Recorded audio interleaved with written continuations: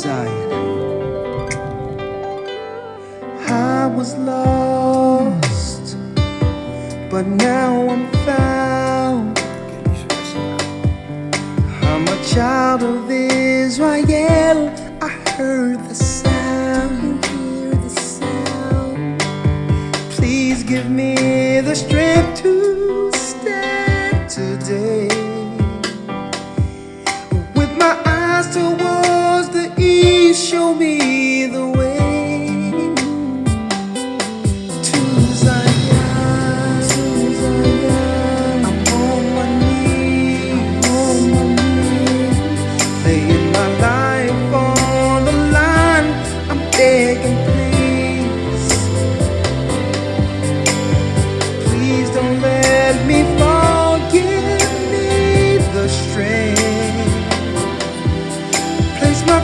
Lord, guide my path, show me the way to Zion. I opened up the book and see that the apple of your eye included me. And through the tribulation, I know I must stand. A new heaven, a new earth, show me the way to Zion. I'm on my knees, laying my life on the line. I'm begging, please, please don't let me fall. Give me the strength. Place my feet, guide my path, show me the way to Zion. I feel the Spirit calling me, drawing me back home. There's something with my family, I know it won't be long. One day you're gonna look for me.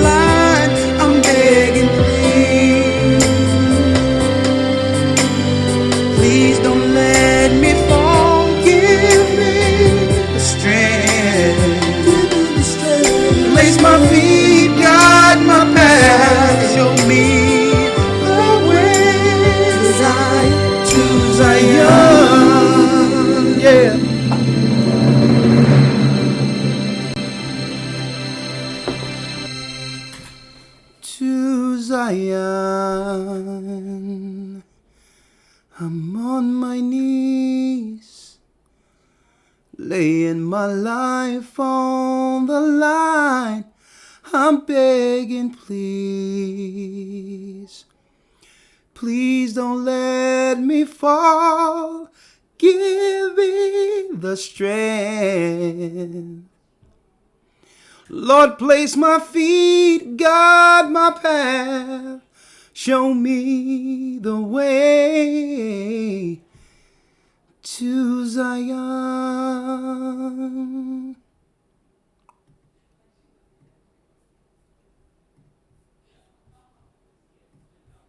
We turn now to the ongoing chaos in Hong Kong, where we have... After the earth shook. It's being called a catastrophe of major proportions.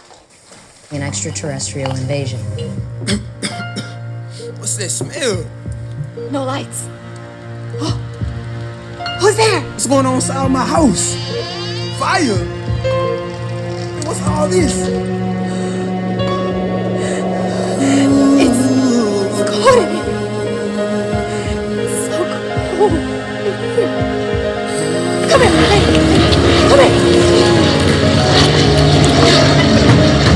What's that? Elise! What? My brother was talking about it. The Most High God of Israel will send a judge. He's sitting soon. He's coming soon. Are you ready? He told me Rawchaa was coming. Who's at my door? Elder Rawchaa. They was teaching me, but I ain't listening. Let go of me!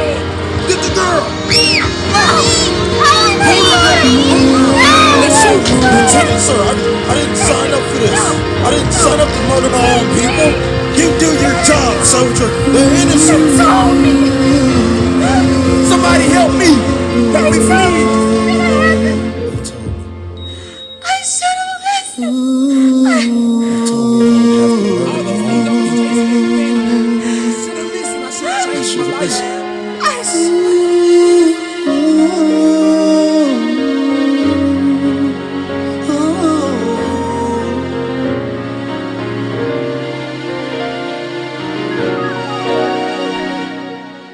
The sky's no longer blue. Send your angels to pull us through. See what your world's come to, and it's plaguing us all since the fall. Lord, I know we must be strong through it all, and I know we must endure, 'cause we served too long, but now it's over. A strong wind coming, there's trouble in this storm. Nowhere to run, no peace, and there's no calm. So tell me, where will you I see people, they're running, but hell is coming strong.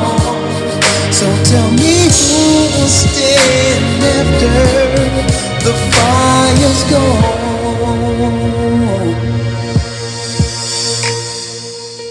No more society, the storm took everything.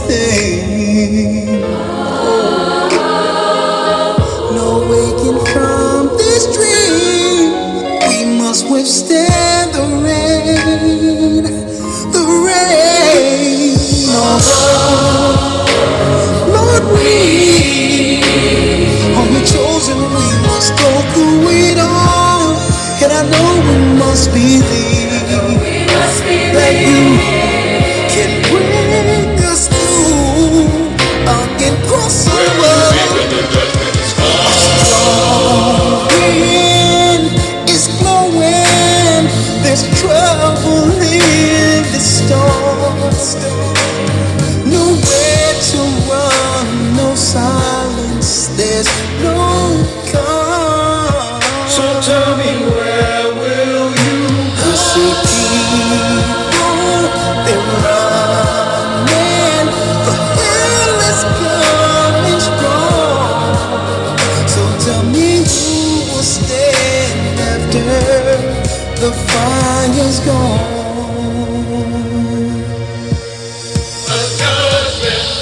See, there's no need to run. There's no shelter can save us from the rain that we all knew would come. Yeah, the sky is dark, there's no more day. I knew this time would come my way, and just like Noah's day, the storm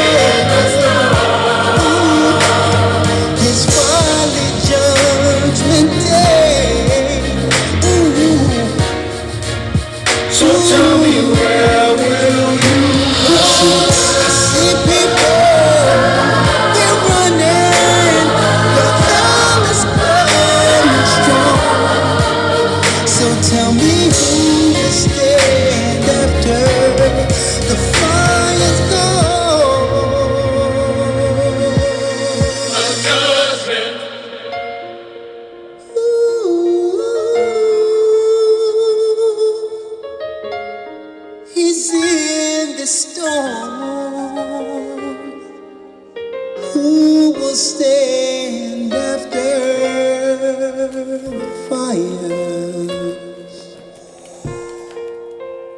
gone.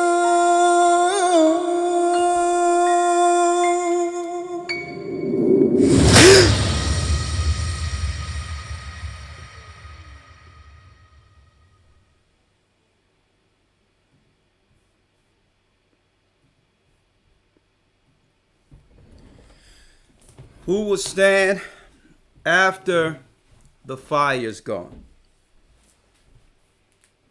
Shalom, brothers and sisters. I'm Elder Rawchaa of the Gathering of Christ Church. I hope you all are well. I hope that you all are healthy. And above all, following the Most High above man. And when we say above man, we mean above all men. Following the Most High's kingdom and government above all governments. Based on what I've been seeing in this last week or so, it's clear, and Elder, you can chime in at any time. Yes, sir. It's clear to me, if it haven't been, I mean, it's more clear than ever when Christ said that it was mentioned that a kingdom is for a few. That it's a straight gate that only few enter in. When I look at the pandemonium, the panic, the confusion that's going on in this world that not even your government can resolve. Now I understand what it means that the kingdom is for a few, because really when it comes down to it, this is bigger. I'm speaking in the midst of this Feast of Unleavened Bread. It's deeper than a so-called pandemic. Satan now have full board to go against the unrighteous. And now the payment is due. This is how Satan is actually going to be allowed. Listen to what I'm saying clearly. This is the time in which the Most High have allowed Satan, based on sin in the earth, to begin to sacrifice the sinners. That's what's going on. And it's not that the Most High is saying, Satan, go sacrifice the sinners. No. It's the God that we obey who requires a sacrifice. Now, Christ requires a sacrifice, but we'll live through that. But the God we obey in this earth also requires a sacrifice. So because we chose to sin, because we chose the tree of good and evil, now it's payment time. It's time to pay up. And when I say the payment, souls. Souls. Who will stand after the fire is gone? We're now in the Feast of Unleavened Bread at the end of it. We're at the end of the Feast of Unleavened Bread. I'm hearing myself back in there. Let them know. I'm not going to be able to concentrate this way. I'm going to tell you this right now. Brothers and sisters. We're in the end of the Feast of Unleavened Bread. I'm going to show you the significance of this. The powers that be understood. They've always understood the times according to Sabbaths.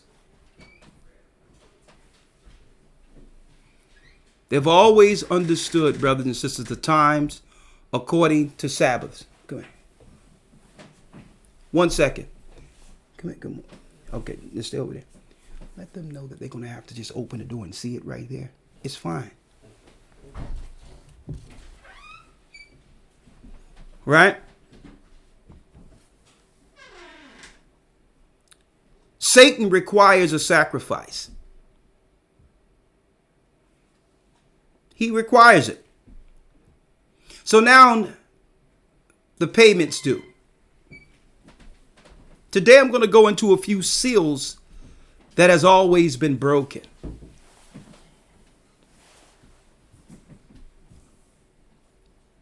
I'm going to go into the seals and give brothers and sisters an understanding of the seals, because some people out there might believe, and this is why the Christian church rarely goes into the book of Revelation. They don't understand it.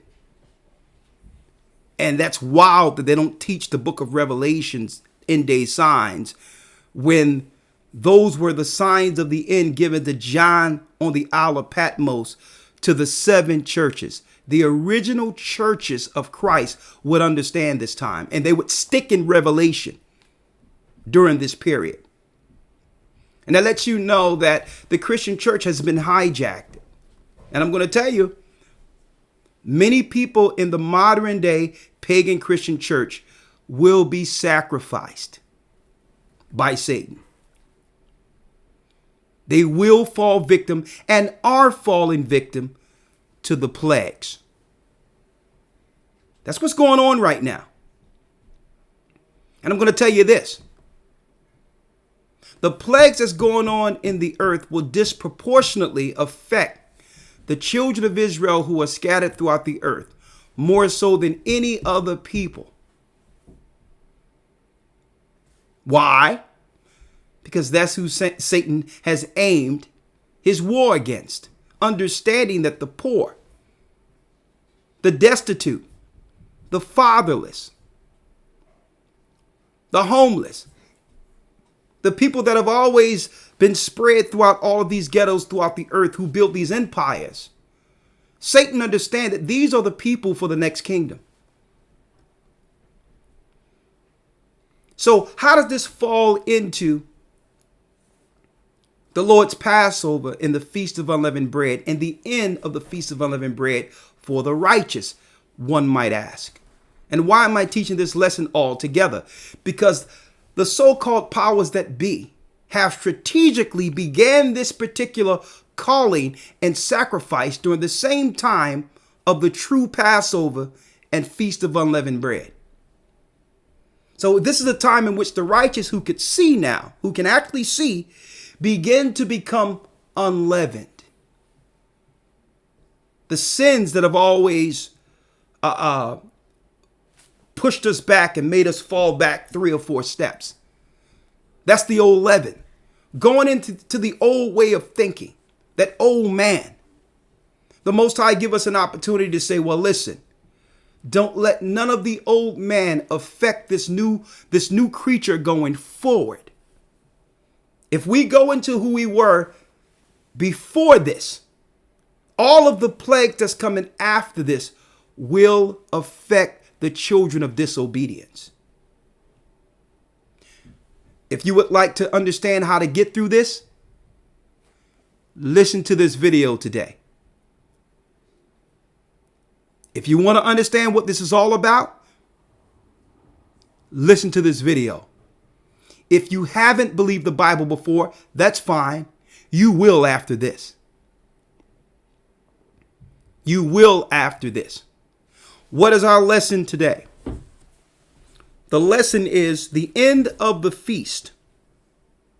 A lesson titled Prophetic Engineered Plagues Leading to the Mark. Prophetic engineered plagues leading to the mark. Because some people out there are confused to some degree. Some people out there believe that for some reason, either the plagues are coming all from God as an amendment on this earth, and man has nothing to do with it at all. Some conspiracy theorists believe that it's the elite powers, the Illuminati, working against the citizens of the world, and they have engineered the plagues, and there's one debate against the other. But the Bible brings things into full clarity and gives the right perspective on this. When it's the Most High working and when Satan's powers are working. That will be cleared up today. Okay? Because the elite powers can only do what their God they serve, Satan, allows. Satan can only do what our God allows. And Satan can only attack those who are under his power through their disobedience. That's how it works. And see, and that's the power as believers we have over the children of disobedience. Okay? So I need y'all to follow with me today this lesson at the end of the feast. How under the Old Testament, under Moses, we ran out of Egypt in haste and forgot to get leaven. So we had to make our bread without anything that would affect the bread being kneaded.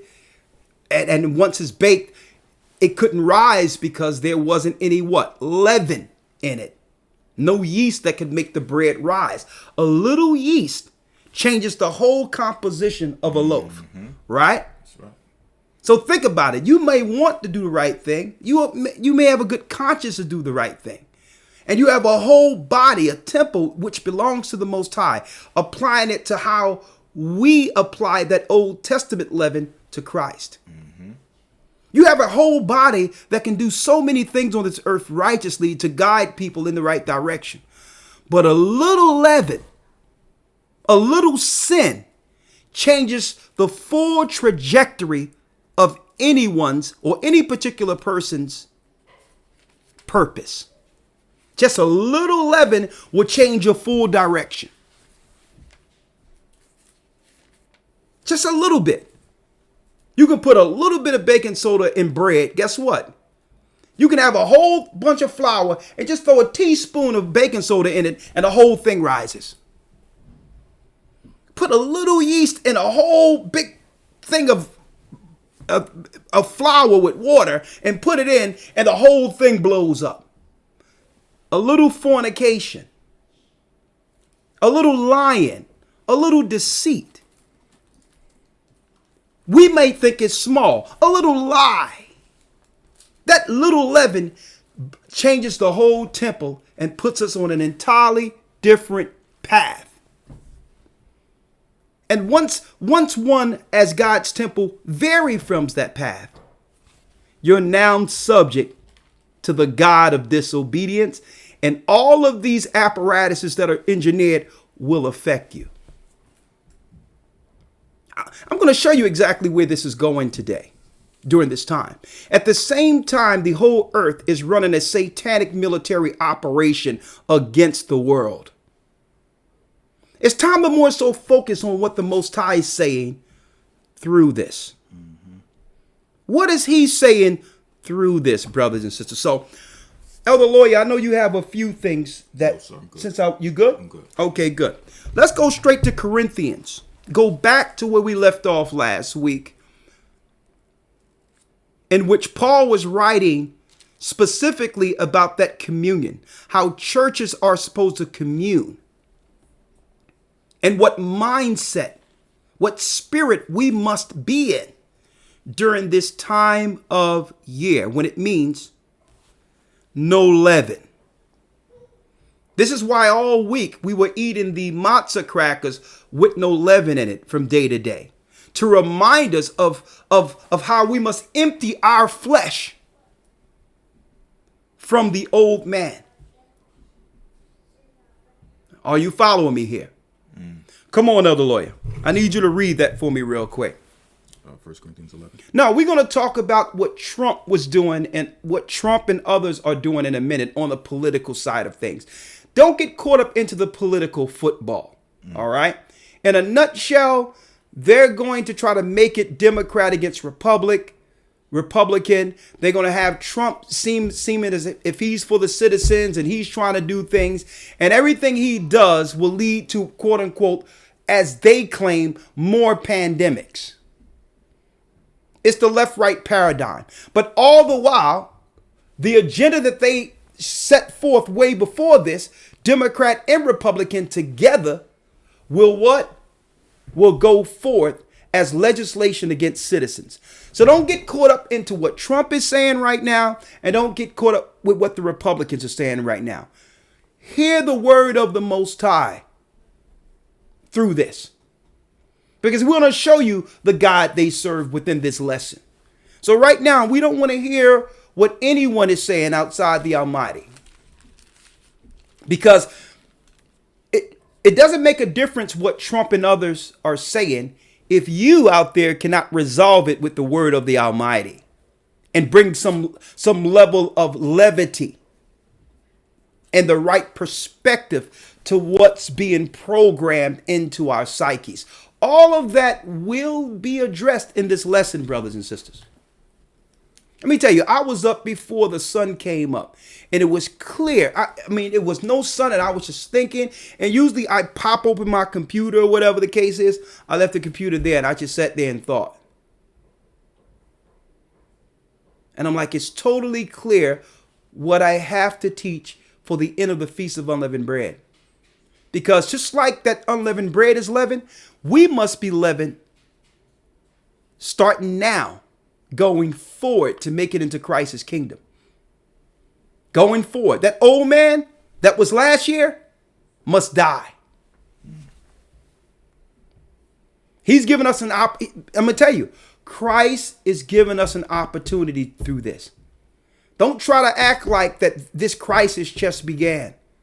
Our crisis began when we began to disobey our Lord and Savior in the Old Testament. Don't believe that this crisis for us, we've always been under a crisis. It's just that now you're being reminded of a world that have always existed against us.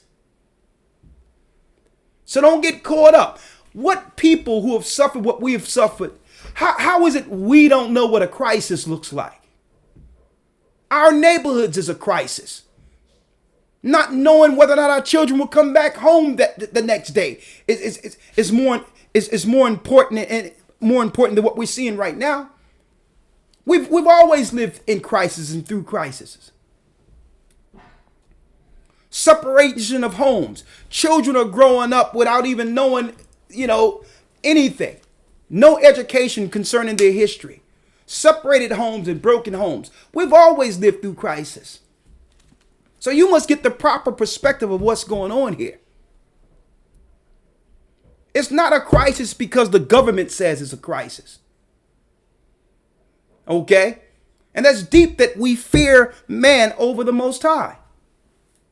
That's the deep thing about it. We've always been under a crisis, folks. But you've ignored it because why? Satan for a long period allow you to live under your crisis as normal. So that you could now do what? Develop enough sin to defile your temple to the point of malignant. And now he's cashing in. He allow you to live under your crisis. Kill under your crisis. Fornicate under your crisis. Become atheist and not believe his word. Not hear God under your crisis. Let me tell you, I've been under crisis since my forefathers were brought to our land to serve our enemies.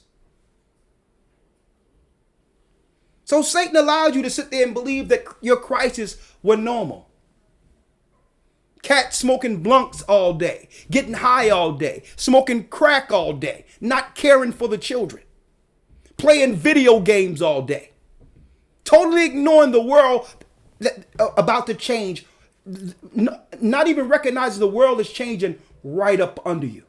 We have always lived in a crisis, folks.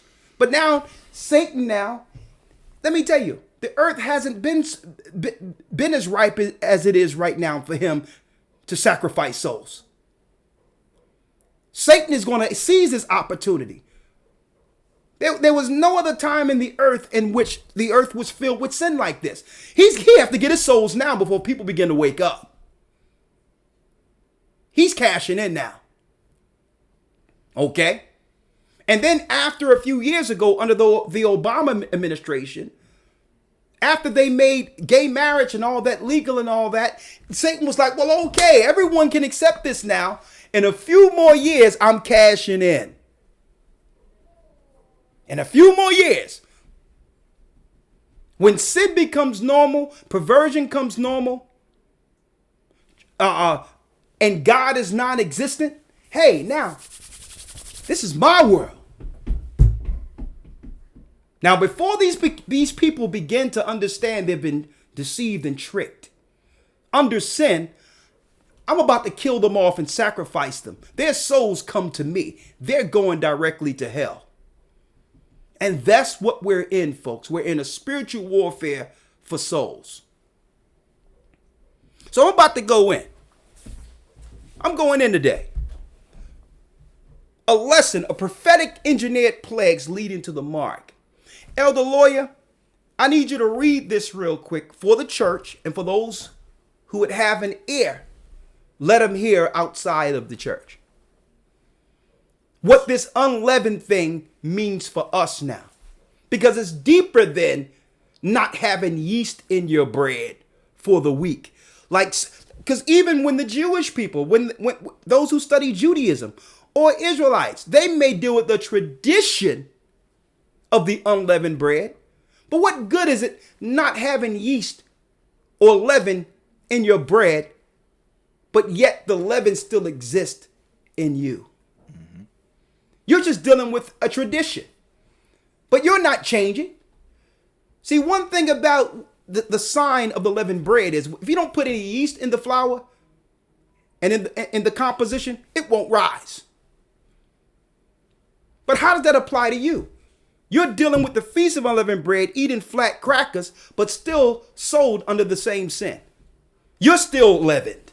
So what good is it, the tradition of the unleavened bread, if we're still leavened? If the sin that beset us, that befall us, still exists. Let's read it. 1 Corinthians chapter 5, verse number 6. Your glorying is not good. Know ye not that a little leaven leaveneth the whole lump? A little leaven leaveneth the whole lump. See, this is what Christ was coming down on the Pharisees and scribes about.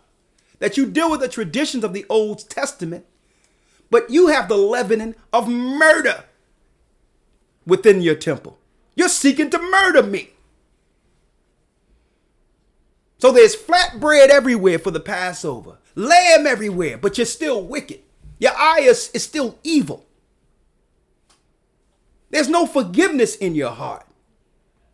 You can't even forgive your own brothers and sisters. The only thing you can see is what's wrong.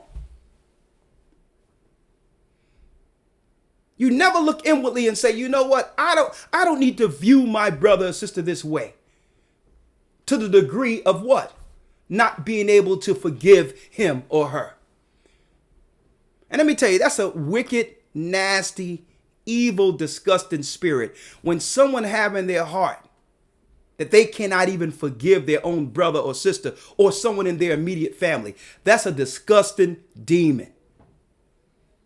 It's disgusting. And I'm going to tell you, it's going to take that spirit to move you through through all of this, folks. Because why? Christ isn't the accuser of the brethren. He's not always pointing to what we've done wrong. And he's not saying to us, well, listen, my blood is not covering that sin. The wickedness you have done, my blood don't cover that. I'm going to tell my Father not to forgive you. No, that's the devil accusing. So when you don't have a spirit of forgiveness in you, you really have to check that. That's a leavening spirit.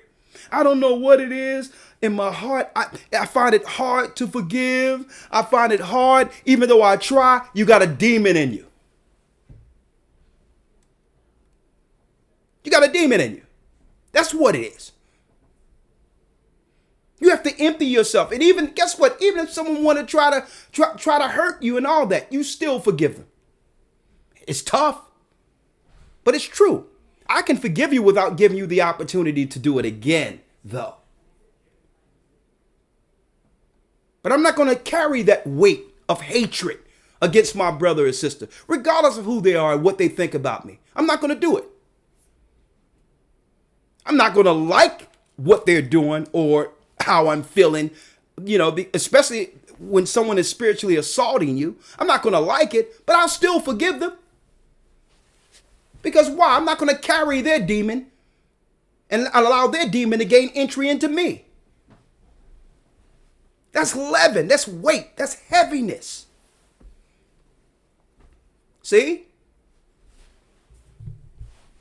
Come on. Yes, sir. 1 Corinthians 5 and 6. Your glorying is not good. Know ye not that a little leaven leaveneth the whole lump? Come on. Purge out therefore the old leaven, that ye may be a new lump, as ye are unleavened. And that's what this time is for, this time of reflection. This quarantine can work on two levels. It can work how the devil is utilizing it under the veil of this virus to kill many people, and he will kill many people. I have something to show y'all today. And he will kill many under this. Or you can use this as a time for prayer when Christ says, go into your closet, link directly with the Most High and be guided through this. Guess what? I don't fear one iota. I don't fear nothing in this. Nothing. Because I understand the spirit of panic is a demon. That Satan's government are banking on. Okay? Finish reading, Elder Lawya. Yes, sir. Purge out therefore the old leaven. Purge out the what? The old leaven. The old man. Folks, let me tell you, this movement isn't a physical movement. We'll be guided spiritually throughout this whole thing. Since this ministry began, regardless of what your optics are telling you, we've always been led through the Spirit. When it was time to go out as he goats before the flock and everyone thought we were crazy, we went. We had no idea how we were going to sustain. But it was to set up places and to let everyone know it's okay to operate or to walk away or fly away from your land of servitude in time of trouble. Some things I understood, and the things I didn't understand at that time, the Most High cleared up as he guided us through the Spirit. Also, the Spirit, when it was time to come back and warn people before it's done, before we're gone altogether, we were guided back. It was all the Spirit, where the Most High made it where there was no other alternative. I could have went anywhere. I could have been right now, and I could have been in Brazil. I could have been anywhere. I could have went anywhere. But it was time to come back and warn the people. It was all through the Spirit the whole time. And here we are now. If you focus on this video, folks, and understand where and read this Bible with us today, the whole thing will come clear that it begins with what? Your clarity. Cleansing your soul, cleansing your spirit to hear what the Spirit is saying through this. It's the Spirit that's going to gather the elect to the elect. We're just doing our part. We know it's the angels working. It's the angels working and moving us all together to help our people through this. I know that. But I'm just doing my part.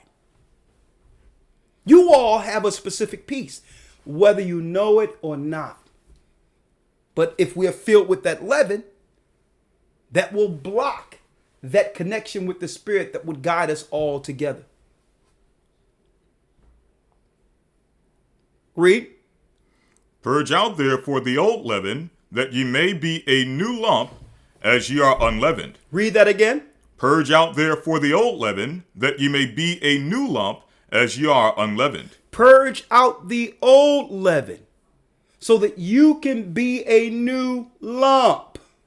Now I'm going to show you as this lesson goes after the Passover and Feast of Unleavened Bread, how Christ uses that lump that's now susceptible to the principalities and powers of the air. We're going to show you the physical side as well as the spiritual side. What the devil is doing and how to overcome what the devil's doing. There's two components working here. Spirit, flesh. If you're under flesh, there's a good chance you will be one of the early sacrifices. That's just as clear as I can't get any clearer than that. Read. For even Christ, our Passover, is sacrificed for us. Even Christ, our Passover, is sacrificed for us. And I'm going to let you know, folks, on Calvary, when Christ gave of his blood, fulfilling that Passover lamb for atonement, he's seen this day. He's seen us right now, looking to him for refuge and protection. He knew this day would come. And his blood covers us. He knew we would sin. He knew we would fornicate. He knew the things we were doing in darkness. He knew we were liars. He knew we were cheaters. Because why? We were born in sin, following the course of the God of this world. He knew we would be born in sin. He says, you know what? But my blood will cover all of that until they come to full discernment, to understand both good and evil. I will give them grace for a time to know me, and place that blood on the doorpost of their heart, like Moses placed that blood on his doorpost, while what? The death angel passed over. And it's no time to try to force people to believe. Nah, if you don't believe, it's okay. If you're an atheist, if you're a Muslim, whatever you are, it's okay. The time of sacrifice is at hand. And you're going to find that the God you serve, you've always served, requires your soul. Requires your soul. Read on. Verse 8. Therefore let us keep the feast, not with old leaven. Now when it says keep the feast, this is after Christ's death and resurrection. Proving what? That the early church kept the feast of Passover. That the Passover wasn't done away with like the Christian churches are claiming. Paul was saying, keep the feast. Keep the feast. Read. Therefore let us keep the feast, not with old leaven. Not with old leaven. Neither with the leaven of malice and wickedness. Not with the leaven of what? Malice and wickedness. Malice and wickedness. Not with the leaven of malice and wickedness, folks. Who we used to be, that old leaven. That's why Paul was making this statement during the Passover. Keep the feast, but not with malice and wickedness. Leave your carnality back there and move forward in the spirit of our Savior. Read. But with the unleavened bread of sincerity and truth. With sincerity and be truthful now. Be truthful. Because what? Christ has given all of us now, every last person, an opportunity here. I'm going to show you what's going on, folks, and what's about to happen. I'm going to show you. I have some videos lined up for you. Man, it's going to blow you away what they're planning, what they're doing while you're in your homes quarantined. What they're doing. I have it all here for you. But above all, I have the prophecies concerning the time, which is leading to the mark of the beast. And go into the seals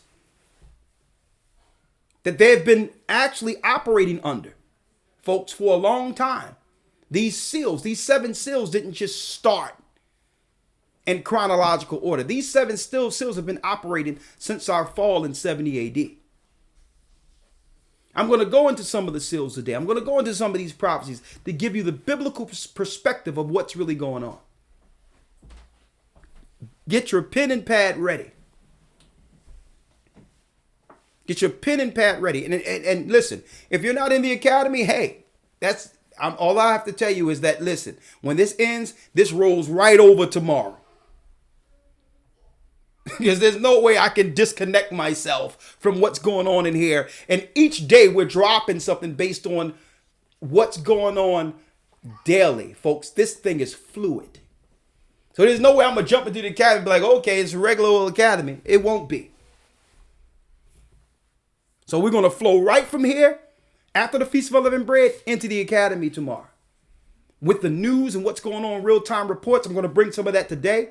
But hey, if you're not in the academy, you're going to miss the continuation. You'll just pick it up with us Wednesday. Okay, and that's fine because there's going to be some stuff flowing Wednesday. But you don't want to miss tomorrow. Okay? Finish reading. Verse number 9. I wrote unto you an epistle not to keep company with fornicators. Yet not... Read it again. I wrote unto you an epistle not to keep company with fornicators. Now, why is Paul writing this during the time of the Passover feast? That I told you not to keep company with fornicators. Because fornicators, folks, houses Satan's demons. The demons Satan control are actually within the fornicators of this world. They're his host. They are his agents. See, and this is why legislation have been dealing with this liberal movement, feminist movement, okay, with this this letters people's movement, because these are the cases or temples of Satan. So they wanted to acclimate the regular people who always knew there was something wrong there into the spirit of tolerance. Tolerance means you can now allow them entry into you. See? That's what it was all about. So there was rules in the church that you are not to sit or be amongst fornicators, because whatever spirit they've taken on out in the world, they're bringing amongst believers. And through that mindset, their mindset become reprobate. Why? Because sometimes these people feel spiritual, normal, and it's all, it seems as if they're going in the right direction. And through that, the righteous always seem to say, well, you know what? I think they're coming around. Without guarding or at least taking full board, giving a perspective of what you're really seeing and saying, well, hold up. Today you're like this, but tomorrow you're back into that same sin. See? So they're able to morph like chameleons and seem righteous around the righteous. But really, they're the alphabet people. They're the people that's whoremongering, the people that are sleeping around, the people that are doing all these things, and now they're looking to have access to your children. They're just seeking an opportunity. So they know what you allow and not allow, and they become chameleons with that reprobate mind and wait for opportunity to get to your children. See? That's what it's about. It wasn't enough that they could marry. They wanted to do progress legislation to teach your children to desire that particular lifestyle. Check it out, folks, because this is how Satan get bodies. This is how demons get hosts, through fornication and sin. So the satanic political structure began to push that. Notice, they pushed that before they began to push Corona, because they needed souls. They needed people for these spirits that were let loose, according to the book of Revelation. And once they're in, the person is struggling with that demon they let in. But these demons they're letting in now aren't like, I'm going to tell you, these are deep demons. These are deeply seated demons that were bound for a long time. So once these spirits get in you, Satan was like, well, okay, they're battling that spirit. Let's take that soul. It's time to start killing them now. So it links in. You fast. Part of fasting is what? No leaven. 7 days. And a reminder of self-examination, cleaning your soul of all the old sin that once beset us. Going forward, and even if we struggled with fornication before, we lay it down going forward.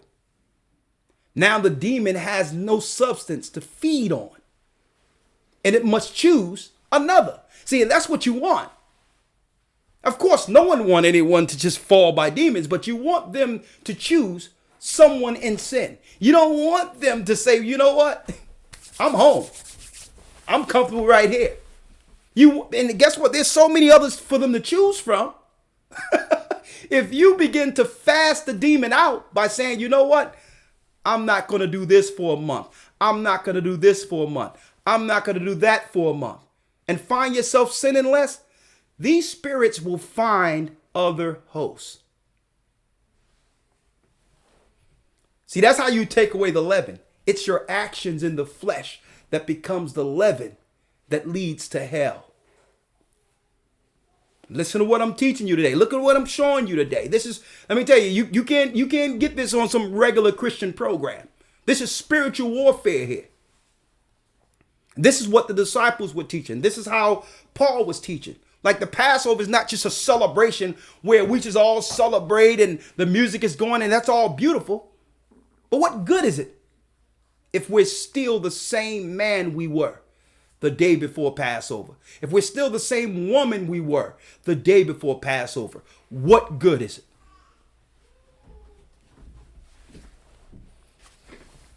Check it out now. We're going in now. Read on. I wrote unto you, verse 9, I wrote unto you in an epistle not to keep company with fornicators, yet not altogether with the fornicators of this world. With the fornicators of this world. Because there's supposed to be a separation between church and state, but it seems as if the state is imposing people's sexual lifestyles on families and children. Those who don't believe in that type of activity. You notice that? Read that last piece again. I wrote unto you in an epistle not to keep company with fornicators, yet not altogether with the fornicators of this world. Of this world who say live and let live. What type of garbage is that? A community is as strong as its weakest link. If you have a community filled with fornicators, drug dealers, killers, people that deal with perversions, molestation, liars, killers, con men. A community is only as strong as its weakest link. Read. Yet not altogether with the fornicators of this world, or with the covetous, or extortioners, or with idolaters, for then must ye needs go out of the world. You can go out in the world for that. So we can't be keeping company with these demons, folks. With these demons. I'm going to tell you right now, you can't keep company with them because they're looking for what? They're looking for a place in you. Now that the Most High has given us this Feast of Unleavened Bread and we went all week, quarantine, some of us didn't have access to sin like we would normally have access to. But some of us use this full opportunity being quarantined in to do what? To accelerate the sin. I'm home alone and I'm here. They took an opportunity to say, you know what? I'm about to top this off. Sin on top of sin. Come on. Verse 11. But now I have written unto you not to keep company if any man that is called a brother be a fornicator. Be a fornicator. Don't keep company with brothers. When someone say, well, I'm still struggling with something. Well, how long are you going to struggle with that? Beyond today. I don't understand what you're saying. You're struggling with something. You're a grown man, you're a grown woman, and you can make grown, righteous choices. I don't hear about no you struggling with something. Oh, you know, God ain't finished with me yet. No, you finished with the Most High. I hear some of these excuses. They seem philosophically genius how they put these words together. Yeah, you know, God ain't finished with me yet. I know I'm not perfect, but you know, why aren't you trying to be perfect? What's wrong with perfection, which is God's law? It's just some things I can't put down. What are they telling you? You have to read between the lines. What they're telling you is, I'm possessed with demons. I'm possessed with demons.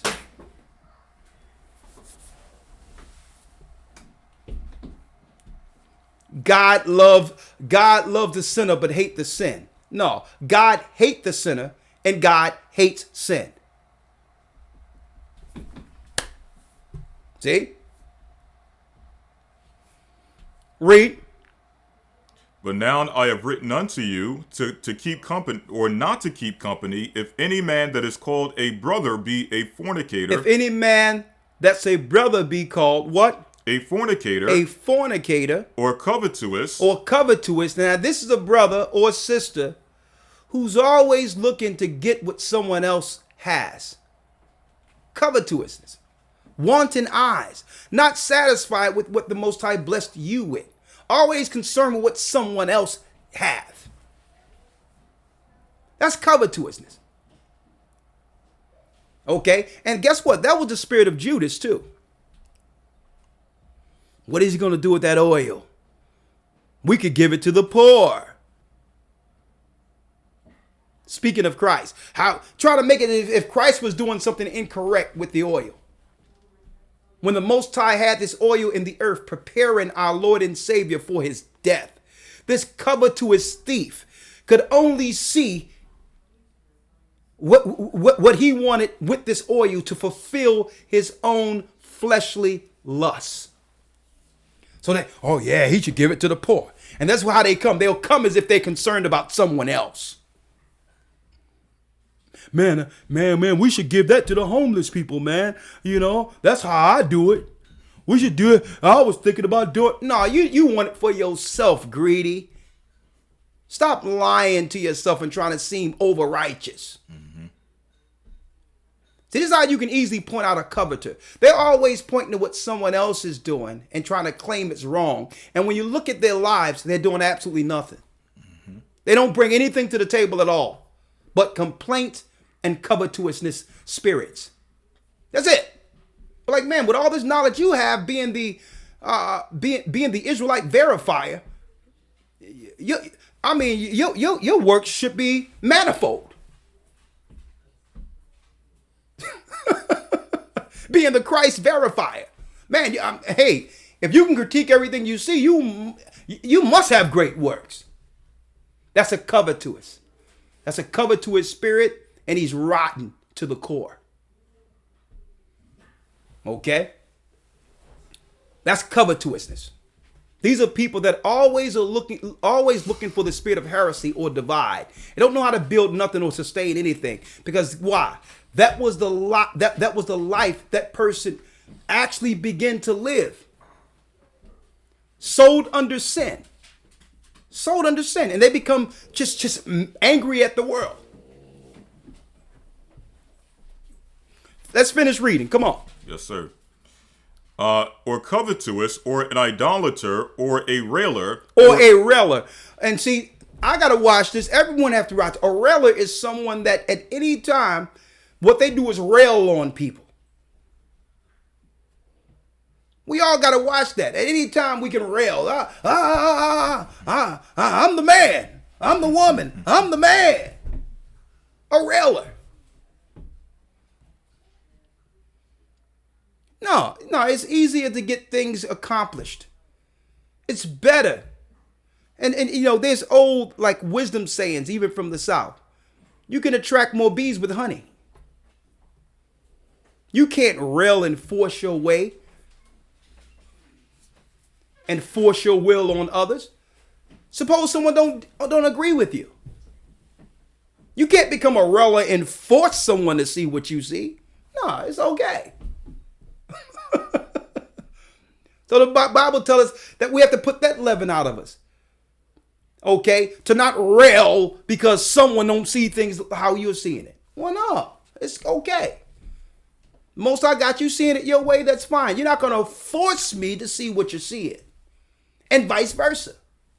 And see, that comes with wisdom and time and patience. And that's usually the patience of the elderly, those that have aged and who have lived through things. And it's a shame they're trying to put the elderly down right now, because the elderly hear all types of madness from their children and grandchildren, but still love them and have patience to get to them, to heal them. And they trying to take that away. You have to watch how the elderly just sit there and still look through all your nonsense and find a place to care for you. That's wisdom. That you can only, because why? As you get older, you have to choose your battles, because each battle takes away days off your life. That's right. And you have more life behind you than in front of you. So the elderly choose their battles, intelligently, carefully.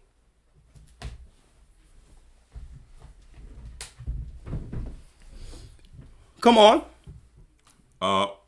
Or a drunkard, or an extortioner. Or a drunkard. Every time you see someone, they have malt liquor in their hands. So when I see that someone got steel bullet, and I know what's in there, their brains are cooked, and they trying to give advice every time. They staggering all over the place, and now they want to become spiritual and give advice. A drunkard. Every time you look, he got a 40. I'm waiting for cats to come out and have a full keg on their back of Colt 45 with a backpack. That's going to be the next phase. I went all over the earth and I've been everywhere. And there's no other place they sell 45s, Colt 45 and malt liquor but amongst us in these cities. Steel Magnum. And now they staggering all over the place and want to get spiritual. They're like, yeah. Let me tell you something, man. I've been watching your videos, man. Sitting there, his hand is one, with an 8-ball. Colt 45 or all this other crap. And sometimes, it's like, listen, I be telling brothers, I'm like, listen, man, sober up. Why you want to get spiritual and have a spiritual conversation, slurring your words and can't even stand up? Call me once you sober up, dude. And here it is, you get spiritual now that you can't put two words together. Drunkards. We have to put down that old leaven. And that's a lot of stuff we cleared up when we came back from the United States. From overseas. Huh? When we came back from overseas. We came back from overseas and came back from overseas into the United States. Thank you, Elder Lawya. Yes, we had to clear up a lot of these different buildings and all that where cats just made themselves into some type of position. After class, you have some cats sitting around and here it is. You got young brothers there and someone sitting there with cognac and another with wine and all that. What type of example are you going to show for brothers like that? After the service is done, the people leave, and you having a slush party. We cleared all that crap up, folks, because we found out that a lot of these other groups, when we came to the States, have infiltrated into the areas that we had churches set up, and we're still dealing with that spirit. Man, let me tell you, we cleaned it all out. We cleaned it all out in those areas. These cats, if they teaching, couldn't get two people amongst them. But they were using the Gathering of Christ Church, having gatherings and saying they were the Gathering of Christ Church. Once we came back and we heard what was going on in certain places, we cleaned shop. How can you, after the service, have a party? Right. Wine and this, that. We came back to States. So y'all doing what? And I was just looking at the Elder Lawya. I'm like, well, okay. It's only a matter of time. It's fine. It's just a matter of time. Don't worry about it. Okay. Shalom, brother. How you doing? Yeah, we heard you. Yeah, don't worry about it. We putting some more rules in place. The rules were put in place, but guess what? Guess who was replaced? Because they couldn't stand with the rules. Okay? From one Passover to the next, the Most High has been purging this church. I'm going to show you where we're going. Hold tight. And I'm going to tell you, and see, let me tell you, I'm going to tell you right out. When we came to the States, a lot of these churches, which is, I don't know, some of them were standing strong, but the majority of them, they were running their own thing, but we cleared it all out. And see, and that's one thing that's good about that, because, and I'm not ashamed to say it, because Paul was writing about what the churches were doing in the epistles and correcting them. That's right. What's a shame in these Christian churches right now, they try to hide their dirt and you never hear them talk about it as if it doesn't exist.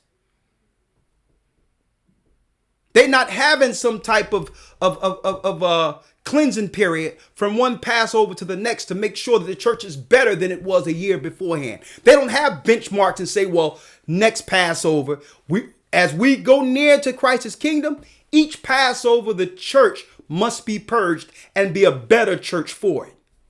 They're not doing that from year to year. Okay? They're not doing that.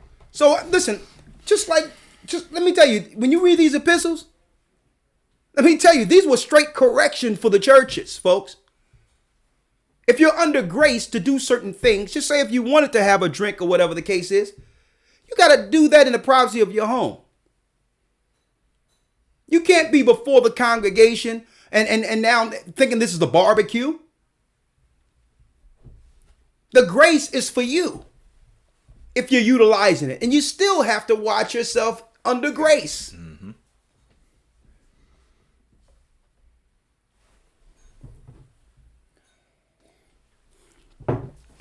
Come on.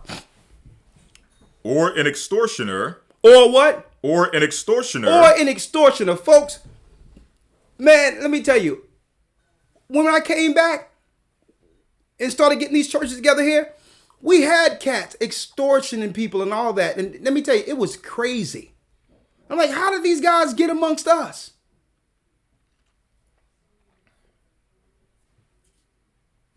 They're gone. They're gone. May the Most High be with them. We'll see them later. Okay. Read.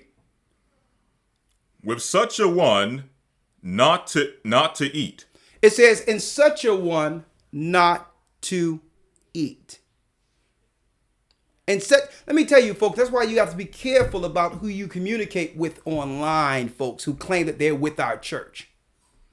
I've had different reports. I've had reports where someone told me that they linked up with someone who they thought was in our church. And this person had nothing to do with us, folks. End up getting this person's personal information and everything. I'm talking about card information and all that. And I'm like, sis, I've been telling people I've been telling people for the longest that this online thing can get very sketchy. And let me tell you, you have to verify with us before you put yourself out there like that. People will say they GOCC and all that and come in and steal from people and extort people. Okay, that's what's out there. So you have to verify before you put yourself out there, because why? You have to realize, folks, brothers and sisters are charitable, but they're also impressionable. And to some degree, when you believe in this Bible, there's some level of naivety that can come with it also. So before you start dropping things with other people and all that, you need to verify that. You need to verify it. Be like, well, listen, I'm not going to get caught up in my feelings right now, with this person saying they GOCC and all that.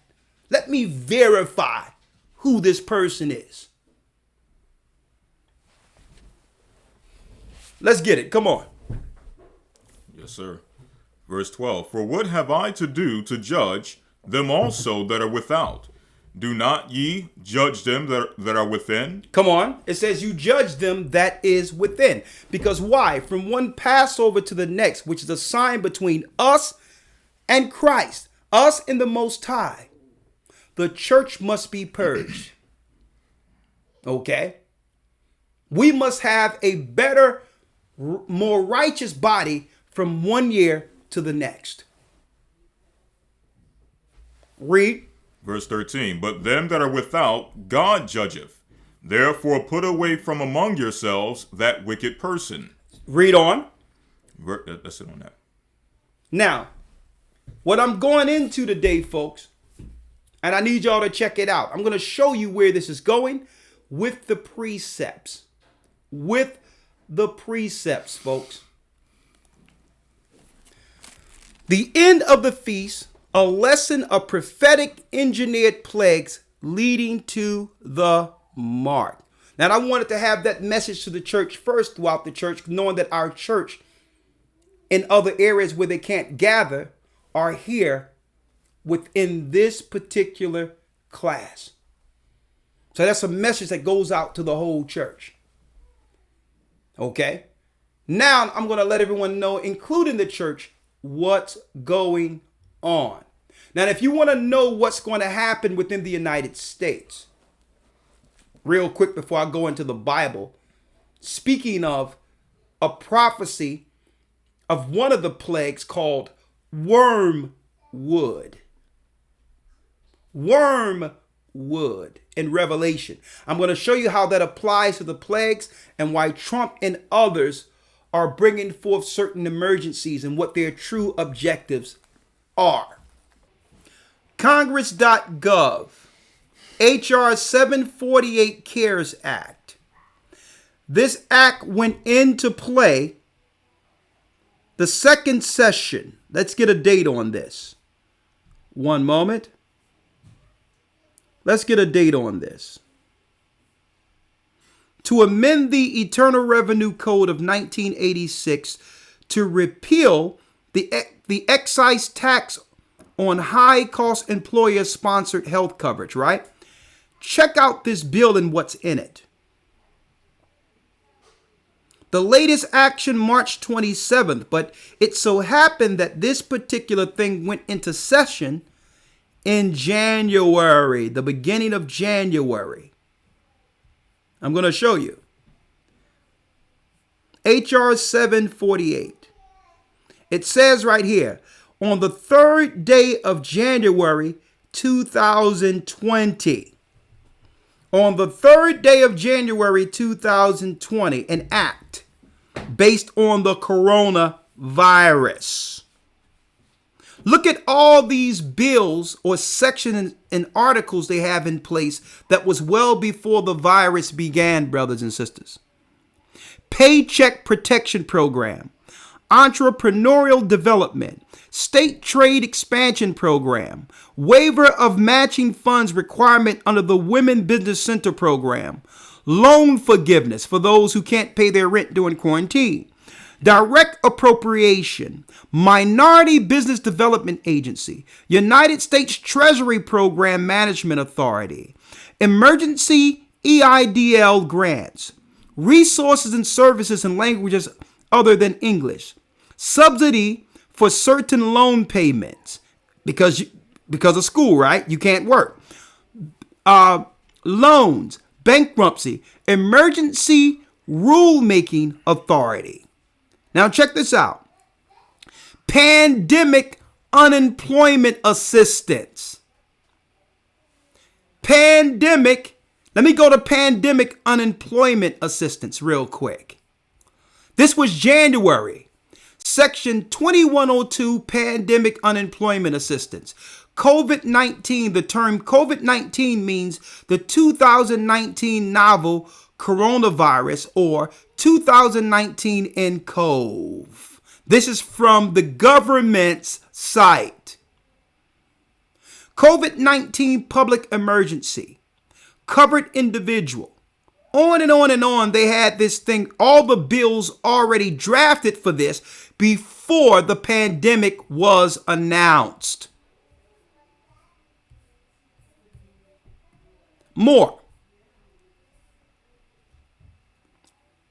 Pandemic unemployment assistance, emergency unemployment relief for government entities and nonprofit organizations. Look at all these sections and articles already drafted into law before the so-called coronavirus pandemic.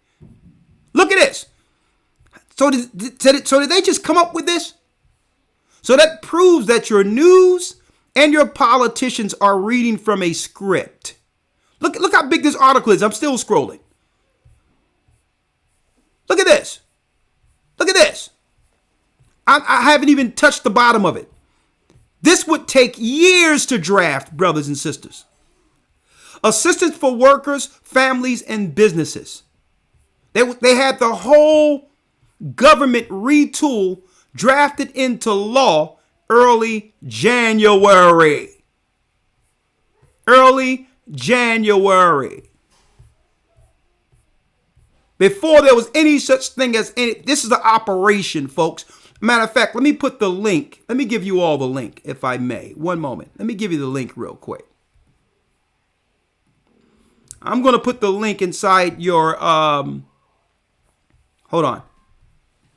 I'm going to put the link inside, brothers and sisters. I'm going to put the link inside. Hey. I thank those that are sending me this stuff. I'm using it. Thank you. I appreciate it. You know, hey, and when I get it, I show it. It's shown here. We have to wake our people up, man. Here it is right here. I'll put the link, brothers and sisters. I'll place the link for you in your chat. Okay? Hold on.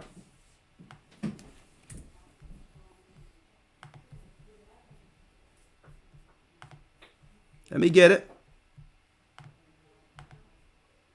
Copy. Okay, I'm going to put it in here for you, brothers and sisters, real quick. So you'll have it.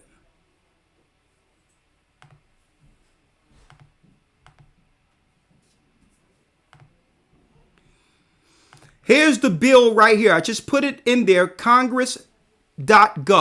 That's the bill. I'm going to put the link in there for you again to let you know that they're just reading from a script right now on your news and all that. This is an operation. It has nothing to do with a pandemic. It's an operation. Okay? It's and on and on and on. HR 748, the HR 748 CARES Act. See that? You all see that? Hope you all see that now. This is a sister here in England. They can't stop this. Because why? This is someone's regular, Elder Lawya, this is someone's regular content that they recorded from their cell phone. Right? So they can't take this away. One moment here. Let me make it nice and big. I just wanted to highlight for you all, brothers and sisters. I needed to highlight the fact that they're using these hazmat suits so that these people can hide their identity and what their true objectives are.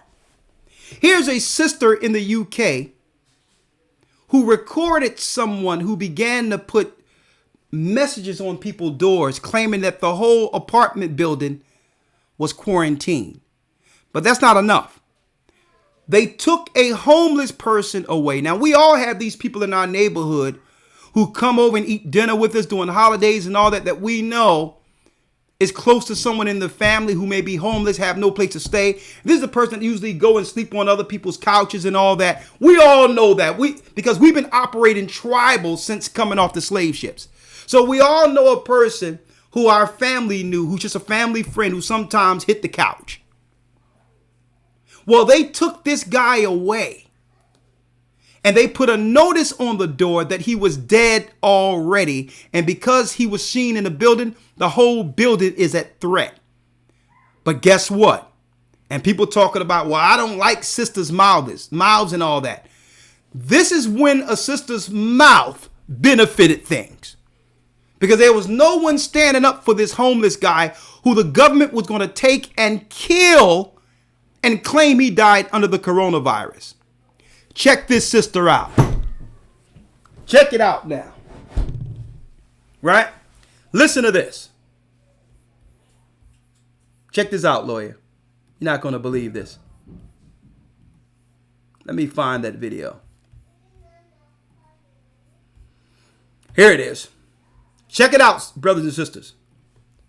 When were you told a fatality happened? Because the man that was the homeless man that we are told that just died, we've just seen the police take him away to the hospital. I'm filming this now. She said the homeless guy you just taken away. Listen to this.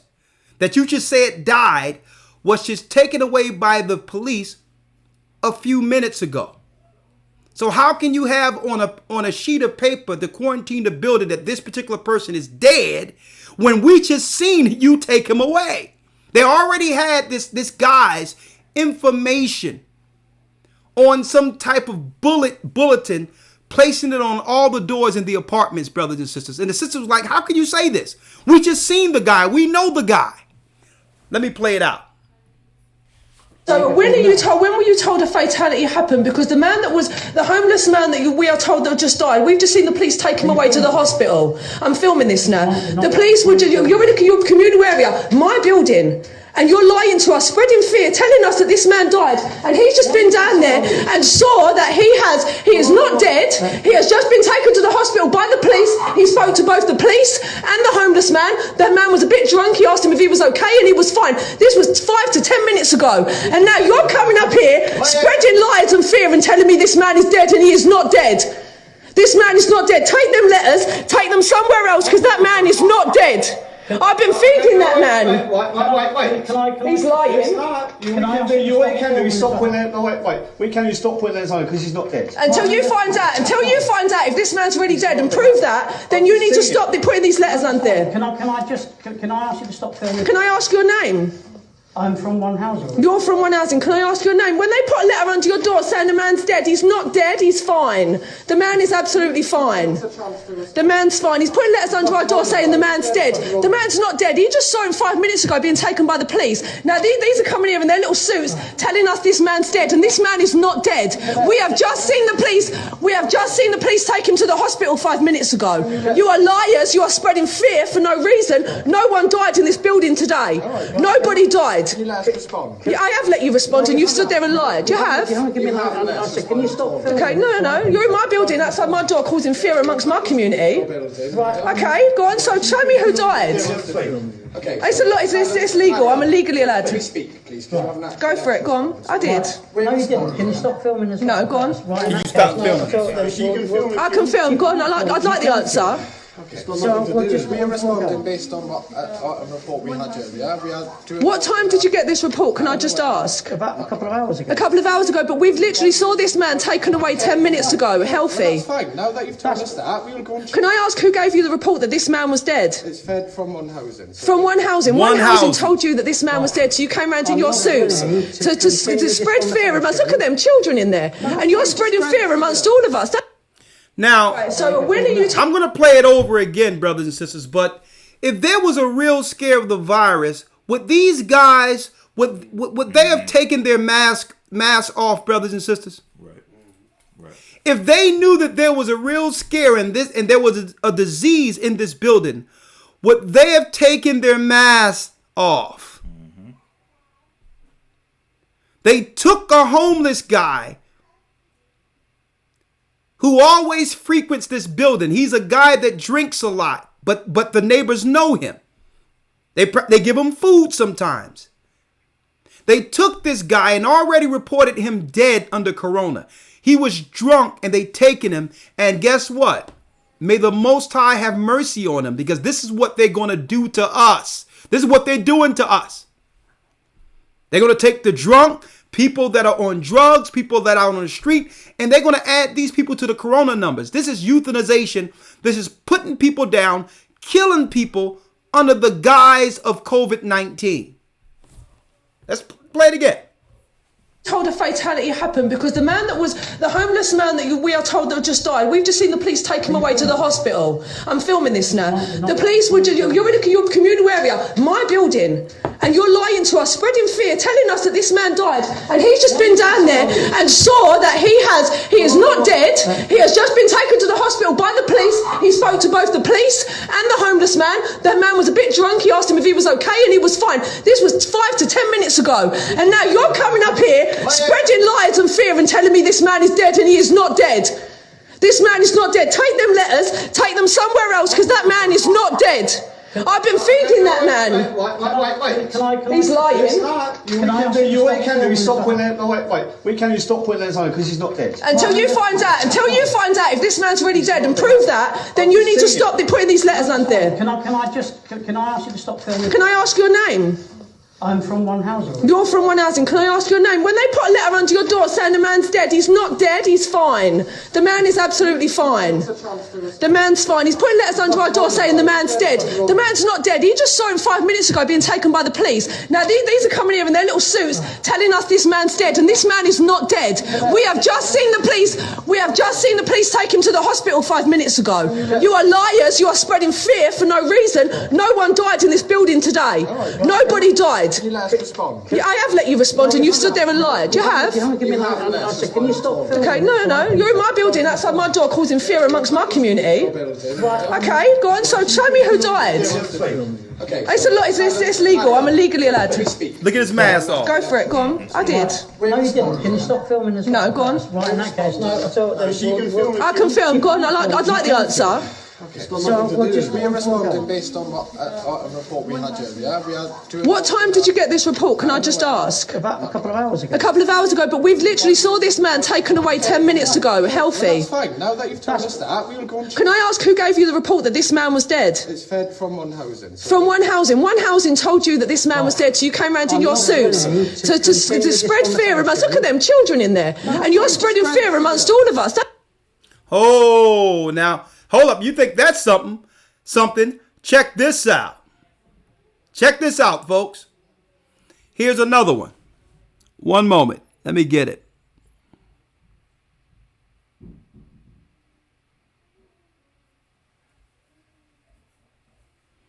One second.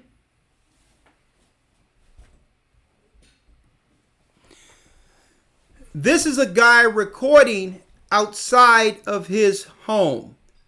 He had private cameras outside of his home. And while the city was telling him to stay in the home quarantine, this is what they were doing outside of his home. Listen. To your attention, guys, there's people walking around in the middle of the night. Hold up. Listen to this. Into people's driveways. Listen. Just bringing to your attention, guys, there's people walking around in the middle of the night, walking into people's driveways and touching the door handles of cars. As you can see, that guy there just gone into the neighbour's driveway, and now you can see him coming towards my driveway, touching his mouth, and then touching the door handle.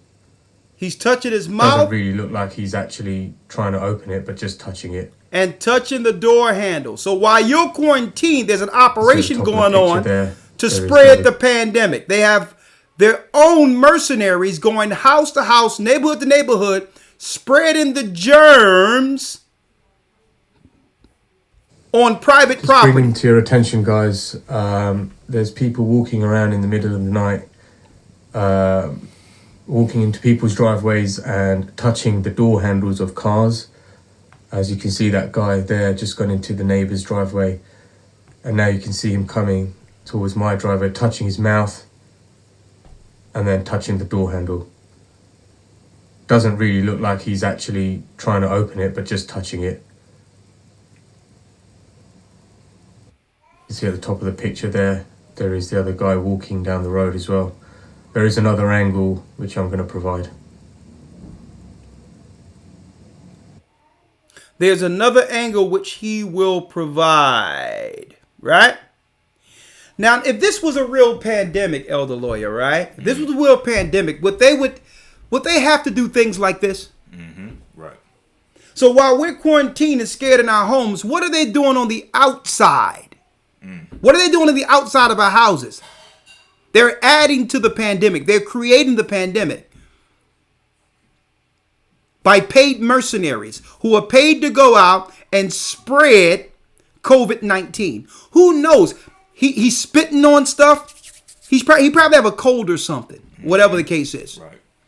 Those symptoms will register. Exactly. So-called COVID-19 symptoms. Exactly. COVID-19. And see, we put it out there, brothers and sisters.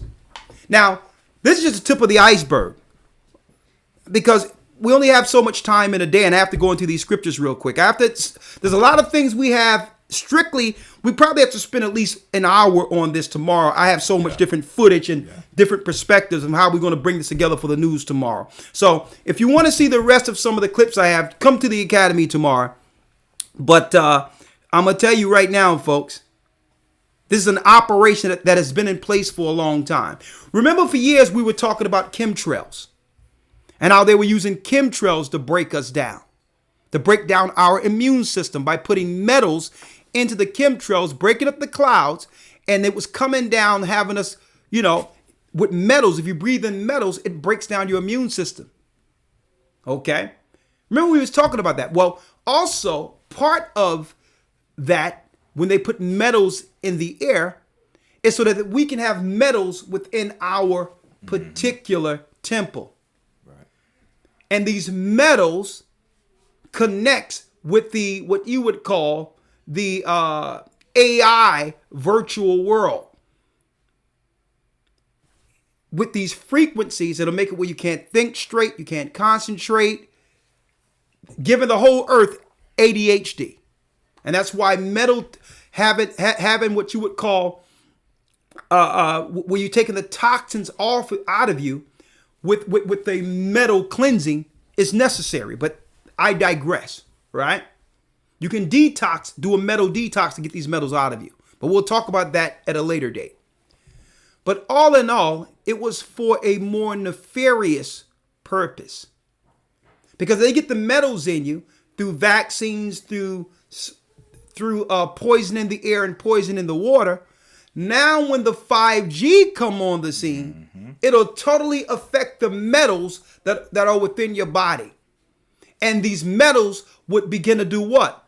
Cause your cells to explode through 5G.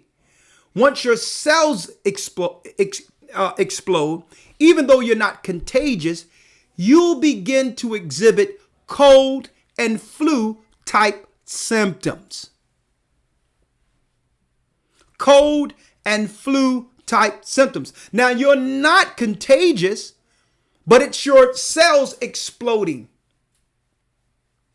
Now that your body has been really poisoned through metals. So what happens when 5G begins to heat up the mercury in you, heat up the aluminum in you? Your cells begin to explode and you begin to excrete fluids. This is their plan, folks, so that everyone can exhibit flu-like symptoms, even those without flu. Let's go into the Bible real quick now. Yes, sir. I'm going to tell you, folks, y'all need to look around and see if there's 5G in your current living proximity. See if it's on the side of your building, how close it is. Get as far away from it as possible. Even if you have to visit other families, until you come up with an alternative place to live. Okay? I really appreciate it. What's that, T? I really appreciate it. Thank you. Look in your surroundings, on your buildings or whatever, and see if there's 5G.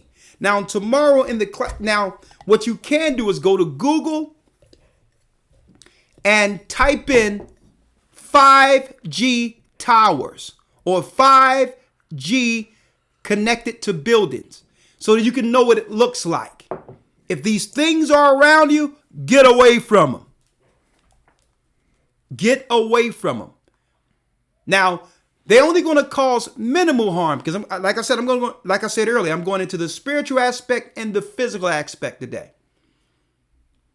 But they're going to do something even more heinous to those who receive the mark of the beast. This 5G is going to burn right through them, and to a point where there will be a grievous sore that John seen on the Isle of Patmos. Those that have the mark of the beast in them, you're going to know it because 5G is going to burn to a degree in which wherever the RFID went into, you're going to see a sore there. This is the way the believers will know who exactly got chipped, because you're going to have a lot of people around us who are chipped and will never tell you. Listen where we're going at here, because this is real time. It's live now. Elder Lawya. Mm-hmm. Let's go to Ephesians 6 real quick. Mm-hmm. Ephesians 6 and Ephesians 2. And on that point, I think Elder God just sent me in a video of, we're probably going to this on the Academy tomorrow. But what is it? Look at Hong Kong tearing down 5G. So people tearing down 5G in Hong Kong. You have people in Hong Kong right now ripping 5G off of their buildings. Right? And it's deep that he just sent me this. I didn't even know that. I didn't even know this was going on right now. Right now in Hong Kong, they ripping all 5G contraptions off of their buildings and they're taking down the towers in Tokyo. But that's not being reported here in America, is it? Because the PSYOP was to begin in China, but to really use this to take down America. Folks. Now, I don't know what they're dealing with in the world looking at that news. But brothers, what you're getting, and sisters, what you're getting right now is real-time news. And that's why I'm looking at earlier where it says, heads up. We've detected copyright audio and video in your stream. Your stream may be temporarily blocked. Well, we don't, no, it won't, because when this video goes down, we're taking that out. Okay? They don't want you seeing real news. And if they think this is something, the real news that can't be censored will be on Ustream through our academy tomorrow. So they can't censor that. I'm not going to be getting warnings and all that crap tomorrow. Okay? Let's read, Elder Lawya. Ephesians 6 and 12. Let's read it. Yes, sir. Ephesians chapter 6, verse number 12. For we wrestle not against flesh and blood. This is not a physical battle. We wrestle not with flesh and blood, but against principalities, against powers, against the rulers of the darkness of this world, against spiritual wickedness in high places. Guess what, folks? This is a war against Satanists, demons. The politicians are nothing more than ministers who are carrying out Satan's program. This is bigger than Donald Trump, folks. It was bigger than Barack Obama. It was bigger than any other president, any prime minister, any world leader. Because that whole apparatus or fraternity is a fraternity of Satanists. This is not man's program they're initiating. We're going to show you whose program this is. So you have to understand first and foremost that this battle is deeper than what we see. People ask, who would be so wicked to spread these germs all over the place, set up laboratories to create such evils and diseases? Man wouldn't think of destroying themselves like this. And you're absolutely right. This is a spiritual warfare. This is demonic, satanic warfare against God's image, man and woman. So you have to look beyond Donald Trump and others like that. They want you to look at it, view it strictly on that level. Okay? Read. For we wrestle not against flesh and blood, but against principalities, against powers, against the rulers of the darkness of this world. Come on. Against spiritual wickedness in high places. Against spiritual wickedness in high places. Higher than Capitol Hill, higher than the White House, higher than the Queen of England, higher than the Pope and the Vatican. It's who they serve. There was a plan a long time ago to come against our God and the people who serves that God. That's the war. That's the real war. Read. Verse 13. Wherefore, take unto you the whole armor of God. See how the Most High can guide us out if we receive that spirit? We must now take on the full armor of the Almighty right now. We must arm ourselves, but not with flesh and blood, not with carnal weaponry, because because the warfare that we are waging isn't carnal. Okay, a fleshly world, a carnal will believe that they can fight fire with fire, carnality against carnality. But no, Christ gave us greater weapons. Listen to this. Wherefore take unto you the whole armor of God, that ye may be able to withstand the evil day. Come on. And having done now all, we're in the evil day, read. And having done all to stand. And having done all to stand. Read. So showing you there's something we must do. We can't sit back, God gonna take care of it and all these other. There's something we must do, something we must action in this warfare in order for God to send forth that protection. Exactly. Read on. Verse 14. Stand therefore, having your loins girt about with truth, and having on the breastplate of righteousness. So first of all, we have to have truth, and like we was mentioning with the unleavened, we must protect ourselves with righteousness. If you were doing something that you know was wrong against God's law, stop it. Because you will become that sacrifice that Satan will actually destroy through this. You will get sacrificed in this. So now we must put down sin. What's next?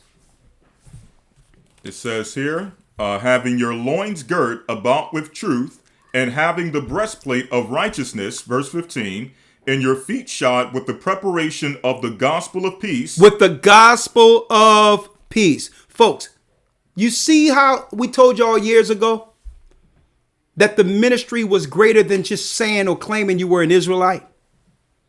You have to be able to bring this information, the gospel of peace, to all people, regardless of their imposition against you, regardless of their conspiracies against you, regardless of how they think against you.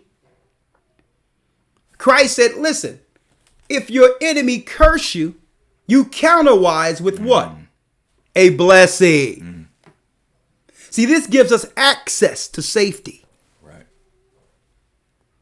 In our behavior, in how we hold the word, how we hold the gospel of truth. We told people years ago how to deal with Christ's words.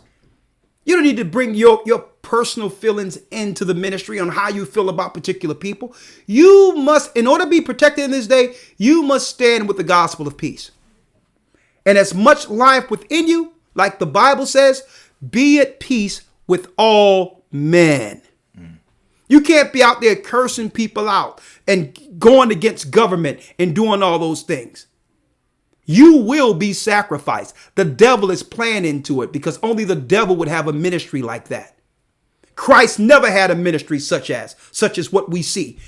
With the example of some people that are holding the Bible, cursing women out, cursing people out, cursing other nations out. You've never seen that activity under Christ. They'll misuse Christ's precepts and say, well, he was an austere man. Right. But Christ was a respectful man. Right. He was a humble man. He was a man that walked with wisdom. He was a man that stood before Pontius, a white man, who almost compelled that white man to become Christian. Mm-hmm. That's right. So a lot of you go online and in respect of the courage or the courageous spirit you see with brothers talking to the white man as such, you begin to mimic that, not realizing that it's stupidity. Mm-hmm. You don't realize it's stupidity. To you, it's courage. We standing up. Nah, you're not being wise. How do you stand up against any nation? With truth. Mm-hmm. That's how. Just teach the truth. You don't got to personally berate anyone. And you have younger brothers who see that and have some respect of someone finally standing up, not realizing that it's foolishness. Read that last piece again. Yes, sir. Verse 15, and your feet shod with the preparation of the gospel of peace. The gospel of peace will be our protection. Read. Verse number 16, above all, taking the shield of faith, wherewith ye shall be able to quench all the fiery darts of the wicked. So the shield of faith, you'll be able to quench all the fiery darts. So when you're hearing the news, these are fiery darts breaking down your faith, getting you scared. No, you take the shield of faith and say, listen, I'm getting through all this because I believe what the Most High said concerning that spirit that would hedge me in this time, that would protect my family in this time. So all these darts, Corona, COVID-19, quarantine, listen, I'm blocking all that out.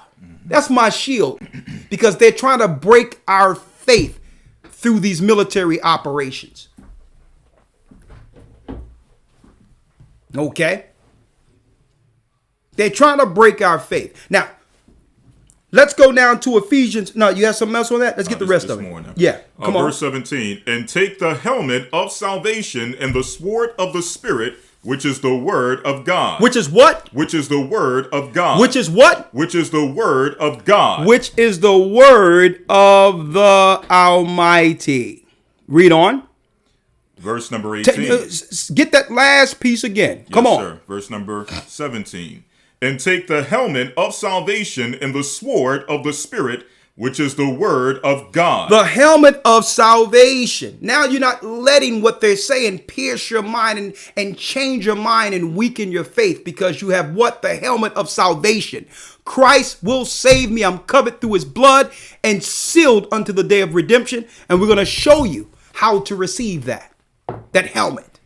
That's why it's just popping right off my mind. Because listen, I'm not going to let them affect my mind with this sorcery and witchcraft they call television. If you believe any of it, you'll fall for all of it. You'll fall for all of it. Now, the things that will physically affect us, of course, what I'm going to do, I'm going to prepare for food. Of course, I'm going to store food and have food. Mm-hmm. Of course, I'm going to do that because they're going to use food or the lack of bread as a weapon against the citizens who didn't prepare. Right. Okay? That's going to be a weapon.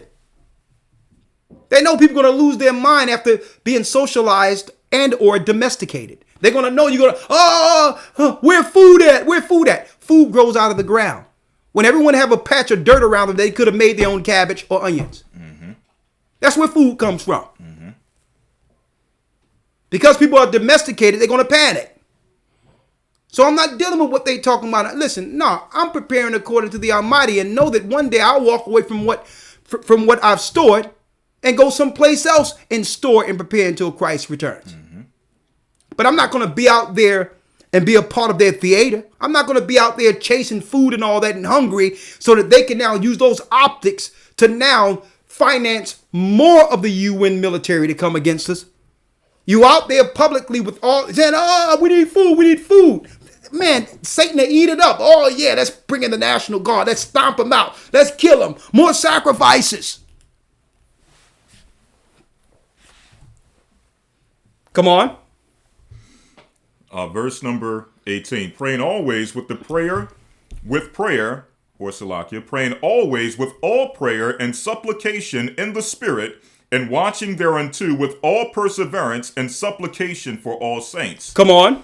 And supplication for all saints. Stay in prayer for us. We're in prayer for you. Before we began, we took this whole house and anointed everyone in this house. And at the end, we're going to say an anointment for not only this house, but all the houses to be hedged who's a part of the Gathering of Christ Church and even beyond. To even protect the brothers and sisters who hasn't run into the truth yet. Knowing that the devil is at the door, have them quarantined and looking to kill them and to destroy them. We ask the Most High, we're going to ask the Most High Spirit to cover those who haven't received the knowledge yet, to look over our families, to protect our children, to have us be that remnant that would make it through this. And use this, overcoming these plagues, overcoming Satan's imposition against us. Use this as an example of those who walk in faith, who would exalt God's name until the end. I don't just know we're going to make it through. Brothers and sisters, we will make it through if we put on this armor. Mm-hmm. and not get shook. They want you to get shook right now. Talking about corona, corona, corona. No, I'm talking about a higher. I'm talking about a higher. I'm talking about Yeshua. I'm talking about Christ's blood. I'm talking about deliverance. Okay? Read on. Verse number 19. And for me, that utterance may be given unto me, that I may open my mouth boldly to make known the mystery of the gospel. That it might be made known the mystery of the gospel. Read. For which I am an ambassador in bonds, that therein I may speak boldly as I ought to speak. And we are ambassadors of the gospel. And we are ambassadors of the gospel. In bonds, which means what? That don't mean in captivity. That means this ministry in itself, we are a prisoner to. Right. We couldn't leave or stop this even if we wanted to. Well, guess what? Are there any other options? Where are the other options? Keep that open, yeah. There is no options. So we're bonds to this ministry. We either do this or be in the world. And what's in the world? Foolishness, ignorance, stupidity. Confusion. Confusion. Exactly. Confusion. Let's go to Ephesians 2:2, Elder Lawya. Yes, sir. Ephesians chapter 2, verse number 2. Come on. Wherein in time past ye walked according to the course of this world. So in the times past, we walked after the course of this world. Now, by walking after the course of this world, folks, we're sold under sin. See? We didn't follow the laws of God. We followed the laws of what? Liberalism. Do as thou wilt. Not realizing it would come a time in which the Lord you serve or the God you serve would require a sacrifice. What is that? Your soul. Your liberty came with a price. Read. Wherein in time past ye walked according to the course of this world, according to the prince of the power of the air. According to the prince of the power of the air. So what would the prince of the power of the air use? The frequency in the waves on the air. The frequency you can't see that connects to your televisions. The frequencies like HARP and CERN that control man-made clouds and all that. That would rain down wormwood on the world's citizens. Metals and toxins, they would begin to destroy the waters. And through that, it would lead to what? You got it. Sicknesses, flu-like symptoms. They would use the air. 5G. You can't see it, but it's doing what? It's causing cells to explode. Flu-like symptoms, making everyone, what? A virus. Making every person on earth a virus. Because to Satan, mankind is the virus that he needs to stomp out or destroy. Because why? The Most High said, the image of God, know ye not that ye shall judge angels? We're his judge and he know it. So he would deem us the virus and try to stomp or kill us off before judgment. He that have an ear, let him hear. That's what's going on here. It's not the symptoms they're worried about. People already had colds and all that. They're going to use this as a veil or a cover to kill many people in their makeshift hospitals and institutions. Like that homeless guy they took away and said that he was dead already and began to quarantine a whole building saying that the disease is in that building. That's what it's about right now, folks. It's about putting people down under the cloud of COVID-19. The principalities, powers of the air. Let's go. Come on. Yes, sir. according to the prince of the power of the air, the spirit that now worketh. The spirit that now worketh where? In the children of disobedience. In the children of disobedience. So they're going to use the waves and all that to deal with the children of disobedience. The people who've always did what? Sin against the Most High. This is an amendment for the Most High and a judgment against the wicked. And he's allowing the wicked to execute it on earth. See that? So Satan can't do anything unless, even when he went before the Most High and said, well, listen, of course, Job is righteous. You've hedged him. You won't let me touch him. So Satan knows that he can't touch the elect unless it's allowed. So since the children of disobedience have bought in to all of these agendas, which have separated us from our God, begin to break up families, fornicate, sin, do whatever they want against the Most High during the same time of the Feast of Unleavened Bread where there's peace, where we're supposed to put out leaven, the Most High said, I'm going to give a space for my people. And those who want to still disobey, they belong to the principalities and the powers of the air. They want to continue to sin against me? Since you chose that God, check out what he has for you. COVID-19. Check out what he has for you. Now you're subjected to those frequencies without protection, without hedge. See? Read that last piece again. Come on. Yes, sir. Ephesians 2, verse 2. Come on. Wherein in time past ye walked according to the course of this world, according to the prince of the power of the air. Come on. The spirit that now worketh in the children of disobedience. Of disobedience, read. Among whom also we all had our conversation in times past. So we walked like the children of disobedience in times past, before the baptism, before the Most High began to give us the truth, before we became born again and began to walk in newness of life. We were just like that, on a trajectory directly to hell.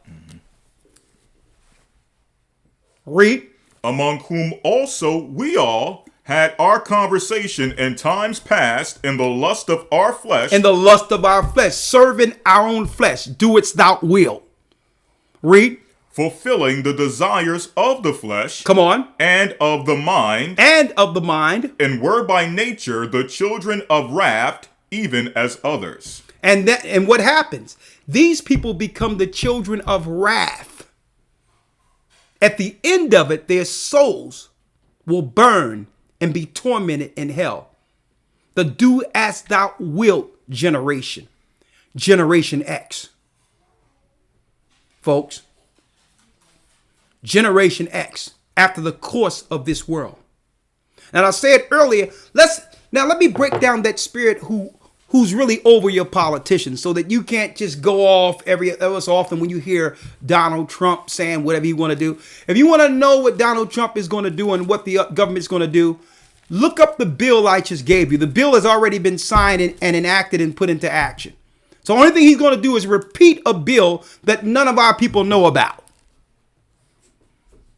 If you want to know, he's going to give Homeland Security full power. Wartime power is what's going to go on. That's what's going to happen. The earth will never be the same. What you're seeing is going to continue this way. In your stores, they're going to ease up a little bit during the times in which they would like you to serve Satan. But then they'll put it right back on after that. Understand what time we're living in, folks. This is the time in which the powers that be Rome will have 1 hour to rule with the beast, and which the only religion you're going to be able to really follow freely and have some liberty in is Satan's religions. That's the time we're coming into. It's going to come a time where what you see here before you will be non-existent. A matter of fact, us teaching the Bible will be against the law eventually. And what we're going to have to do with any resources we receive is to move that into tangible assets that can help our people from one city to the next, one country to the next. And have food and stuff waiting for our people under those instances. That's where it's going. That's where it's going. Because when the mark of the beast is on the scene, there'll be no new resources to get. Any resources we're going to get to prepare our people for whatever the Lord has prepared is what we get during the ministry. Anything else will be in bartering season after that. But us coming before you, talking to you, letting you know, folks, this is a luxury right now based on what we see happening. So any resources we get, guess what? I'm going to tell you, we're going to put it into planning with our brothers and sisters and within the church and those who we can help from one city to the next, one country to the next for refuge, because our people will need it.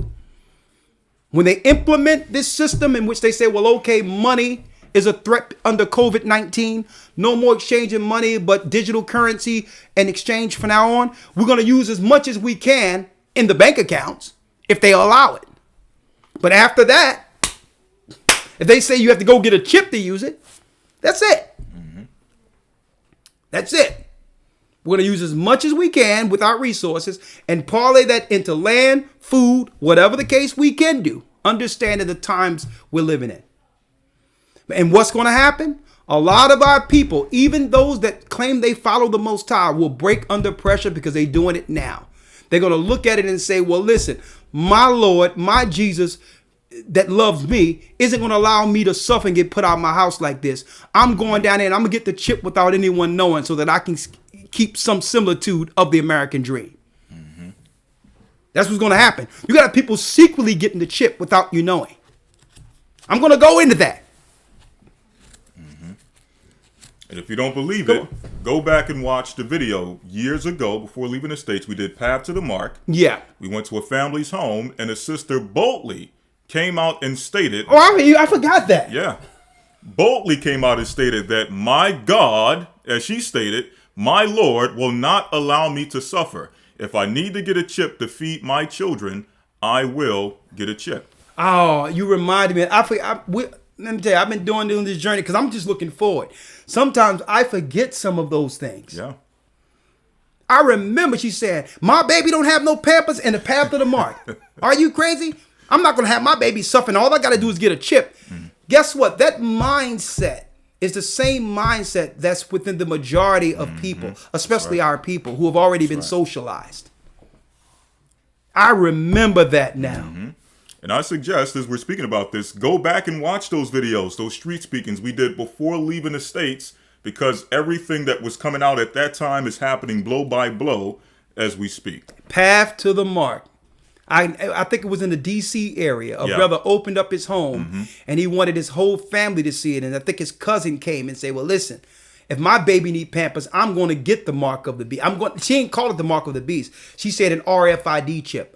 Because my Jesus ain't going to allow my child to suffer. Folks, that's the whole neighborhood I grew up in. We've already been programmed through social programs, welfare and all that. And if all you have to do is go down and get something shot in you, you're used to getting shots anyway through vaccines and others. They're going to sell this as a means of convenience. You understand? And now you're free to operate freely in society. Why? You're not a threat passing dirty COVID-19 money.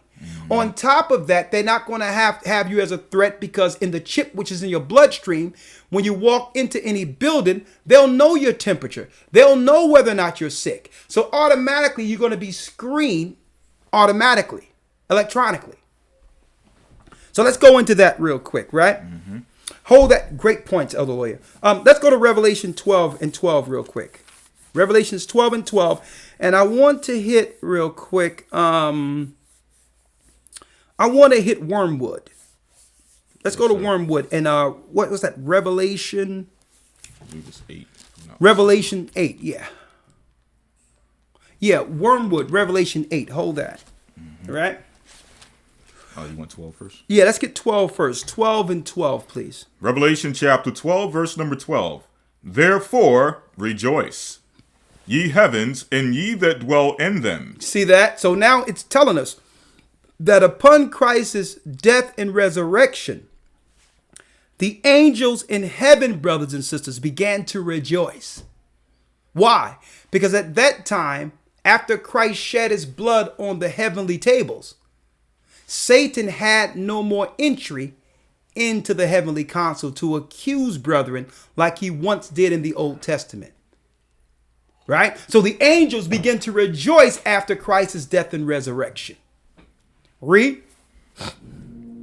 Therefore rejoice, ye heavens, and ye that dwell in them. Woe to the inhabitants of the earth. But woe to the inhabitants of the earth. It's speaking of us in the earth. Specifically, chiefly, God's people who have built all empires. Because don't forget, Christ is speaking to the disciples here. These are Israelites. Read. Woe to the inhabitants of the earth and of the sea. And of the sea. It's speaking of sea creatures. Why? For the devil is come down unto you, having great wrath, because he knoweth that he have but a short time. So the devil have come down, having great wrath, knowing that he has a short time. See? So we know that as a consequence of Satan not having entry into the heavenly council amongst whom the world call the gods, he will now plan to use the earth to get back out beyond the firmament. But he would have to, and in the midst of that, he would, even by his contractions of digging the earth for oil and digging it for all types of resources to get off the earth, it would begin to poison the earth itself and all the inhabitants in it. So in every empire, he would set up, in every country or colony, he would set up a Babylonian empire with the full objective of using their scientists, their engineers, and all that to go back out in beyond the firmament. Even if it means breaking up the earth and destroying all the inhabitants in the earth. That's why your cities were really made. Okay, they were made to actually get servants to build Satan's Tower of Babel. But by building it, you would have to rape the earth, destroy the earth, and all that. The sea creatures would begin to die. The farmland would begin to die. The earth would begin to break due to them fracking and all that. And that's the signs of Christ's coming. Satan would destroy the earth using his ministers. Okay? Which are the corporations. So you usually look at the political structure, but no, the CEO are at the top of the pyramids. These are corporate structures, fraternities under Satan. Read. Verse 13. And when the dragon saw that he was cast unto the earth, he persecuted the woman which brought forth the man-child. So when Satan can no longer go into the council of the Almighty, he began to persecute the children of Israel. That's when he turned Rome against our forefathers in Jerusalem and sacked Jerusalem. We ran into Africa, completing the diaspora or the dispersion of the children of Israel. The Roman Empire, the children of Satan. He used their government to come against us. Read. Verse 14, and to the woman were given two wings of a great eagle, that she might fly into the wilderness. And once we were destroyed by the Romans, those who followed Christ's ministry fled into safety, fleeing into other countries, fleeing Roman persecution and slavery. That's how we ended up in Africa and different parts of the world. I'm speaking of the southern kingdom. 700 some years before Christ, you had the northern kingdom who was dispersed. So that was our last stand in Jerusalem. After Christ was crucified, it will be a matter of time before Satan would bring forth initiatives through his ministers, the Roman Empire, to kill us off. That's why he says, when you shall see Jerusalem compassed with armies, flee into the mountains. Read. Verse 14, and to the woman were given two wings of a great eagle, that she might fly into the wilderness, into her place, where she is nourished for a time and times and a half time. So that full period is what? A time and a half of times breaks down from Christ's birth to Christ's second coming. That we would stay in the wilderness scattered until Christ returns. Now it's deep because, again, I went over it years ago, but I'm going to deal with this tomorrow in the academy because I have so many things to do, that it tells you that there's a 3.5 period in the book of Daniel. But it says, blessed is he that make it to the 1335th day, where you make it beyond the 3.5 years of a particular administration.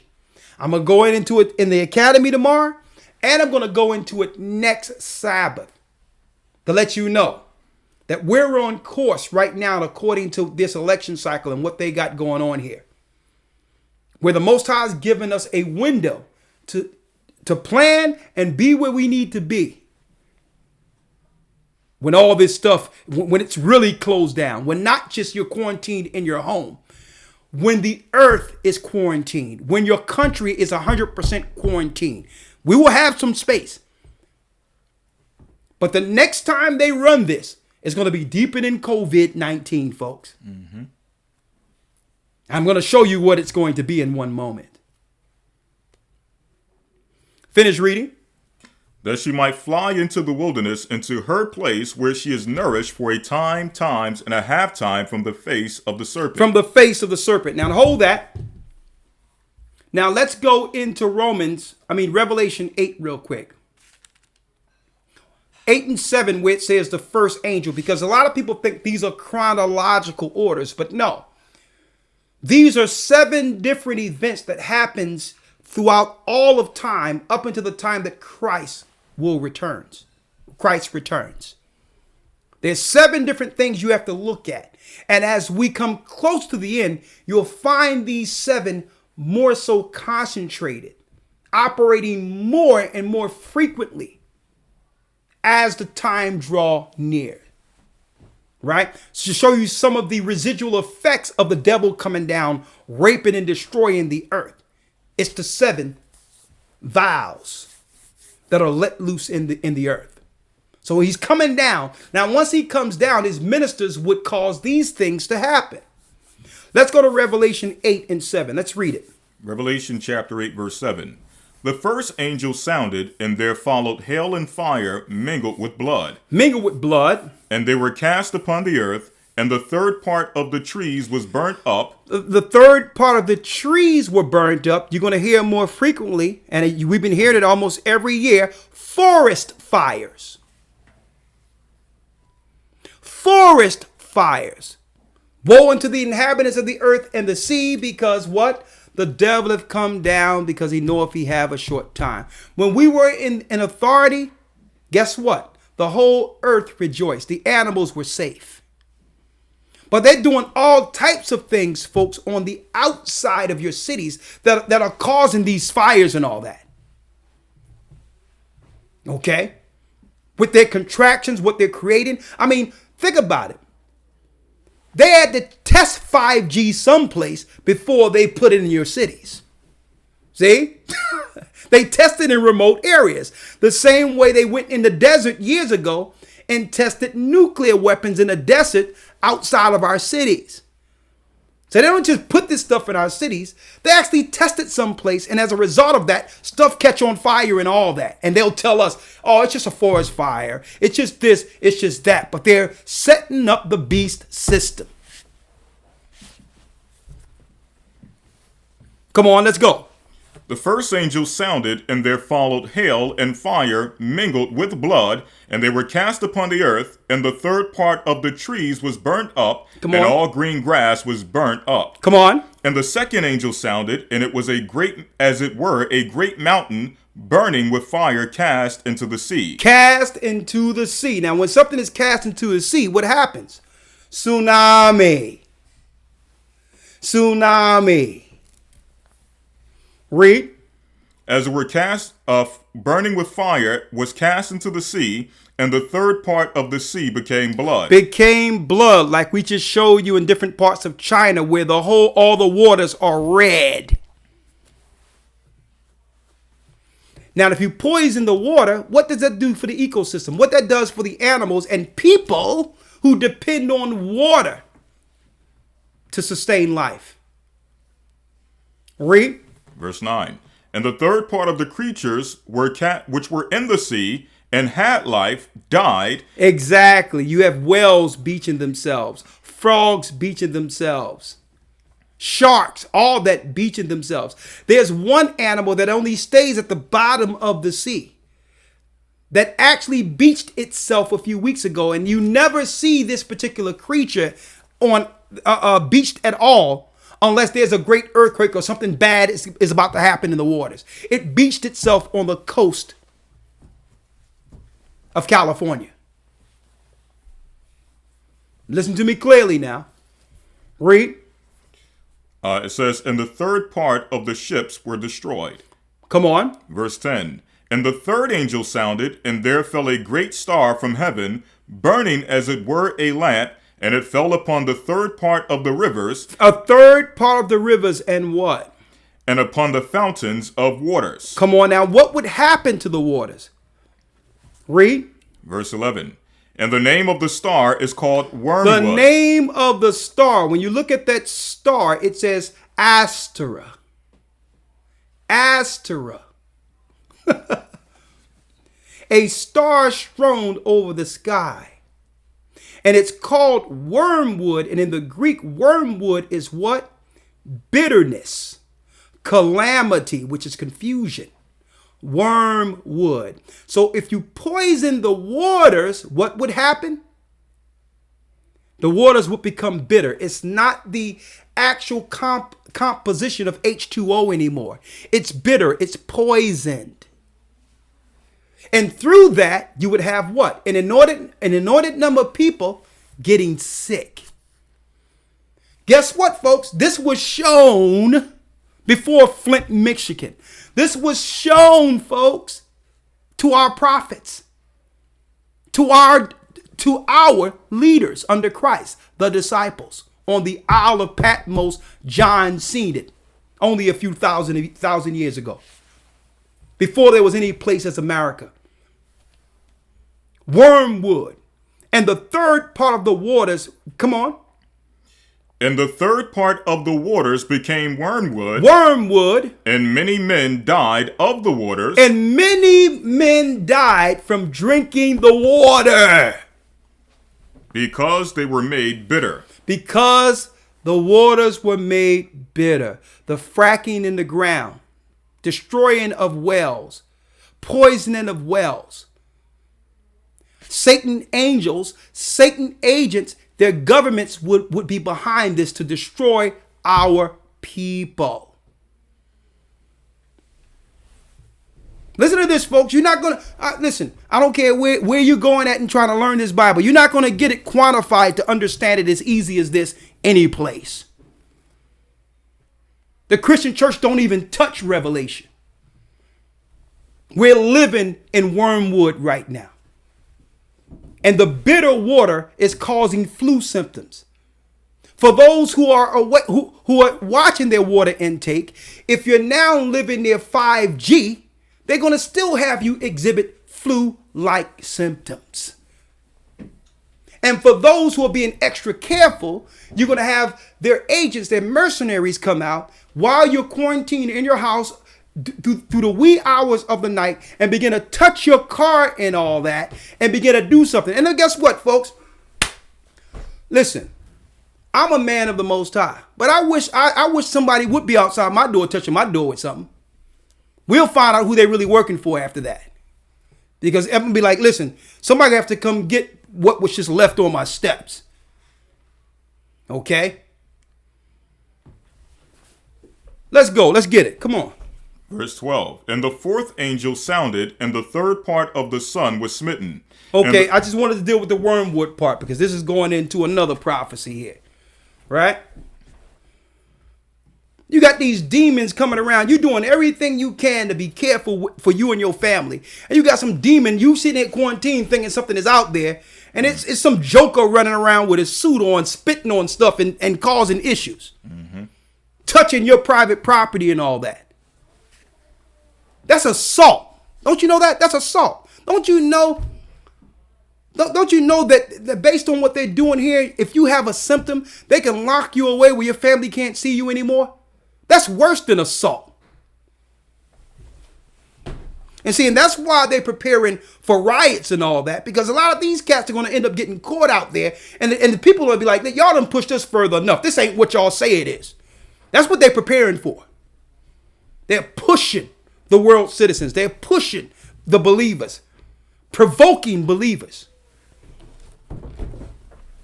Right? 1 second here. Now, let's go back to that mark of the beast real quick in Revelation 13. Revelation 13, verse 1. And I stood up upon... No, let's go straight to the mark of the beast. Yes, sir.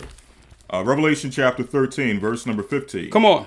And he had power to give life unto the image of the beast. He had power to give life to the image of the beast. That the image of the beast should both speak and cause that as many as would not worship the image of the beast should be killed. Should be killed. Because at the end of it, they're going to want all of us to actually deal what? Hold on. Previous. One moment. Read it again. Revelation 13, verse 15. And he had power to give life unto the image of the beast, that the image of the beast should both speak, and cause that as many as would not worship the image of the beast should be killed. So if you don't want to fall to the Roman religion, Babylonian religion and lifestyle, at the end of it, Satan has no use for you.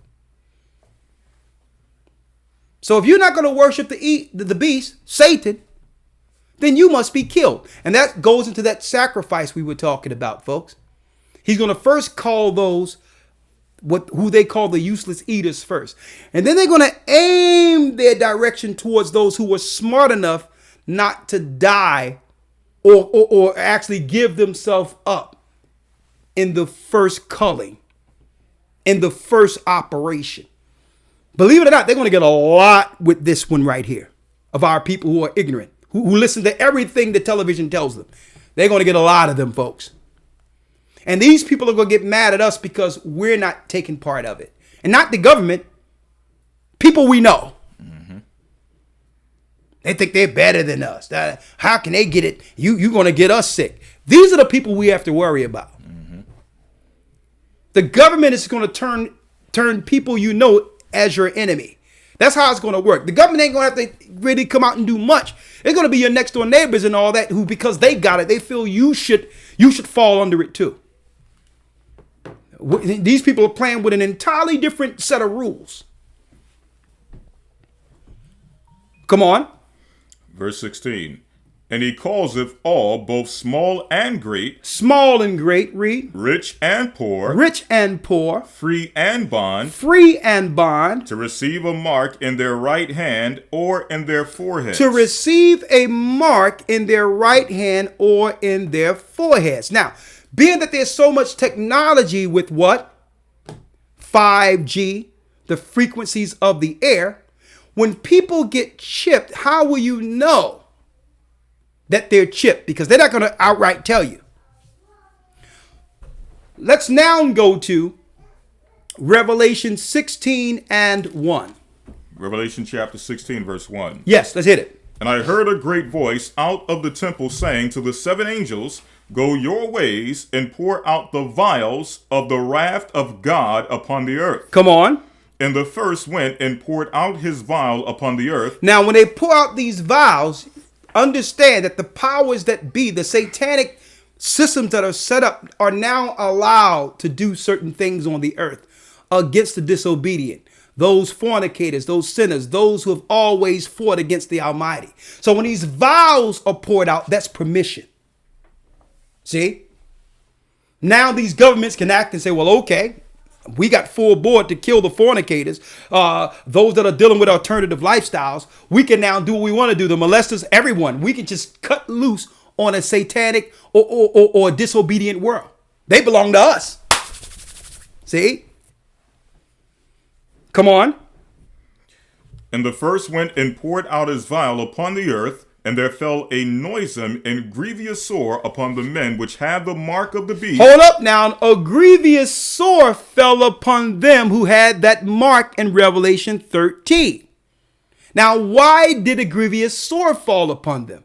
With all the electronics and the 5G and all of what you would call invisible frequencies in the air, it's going to start agitating some of these things.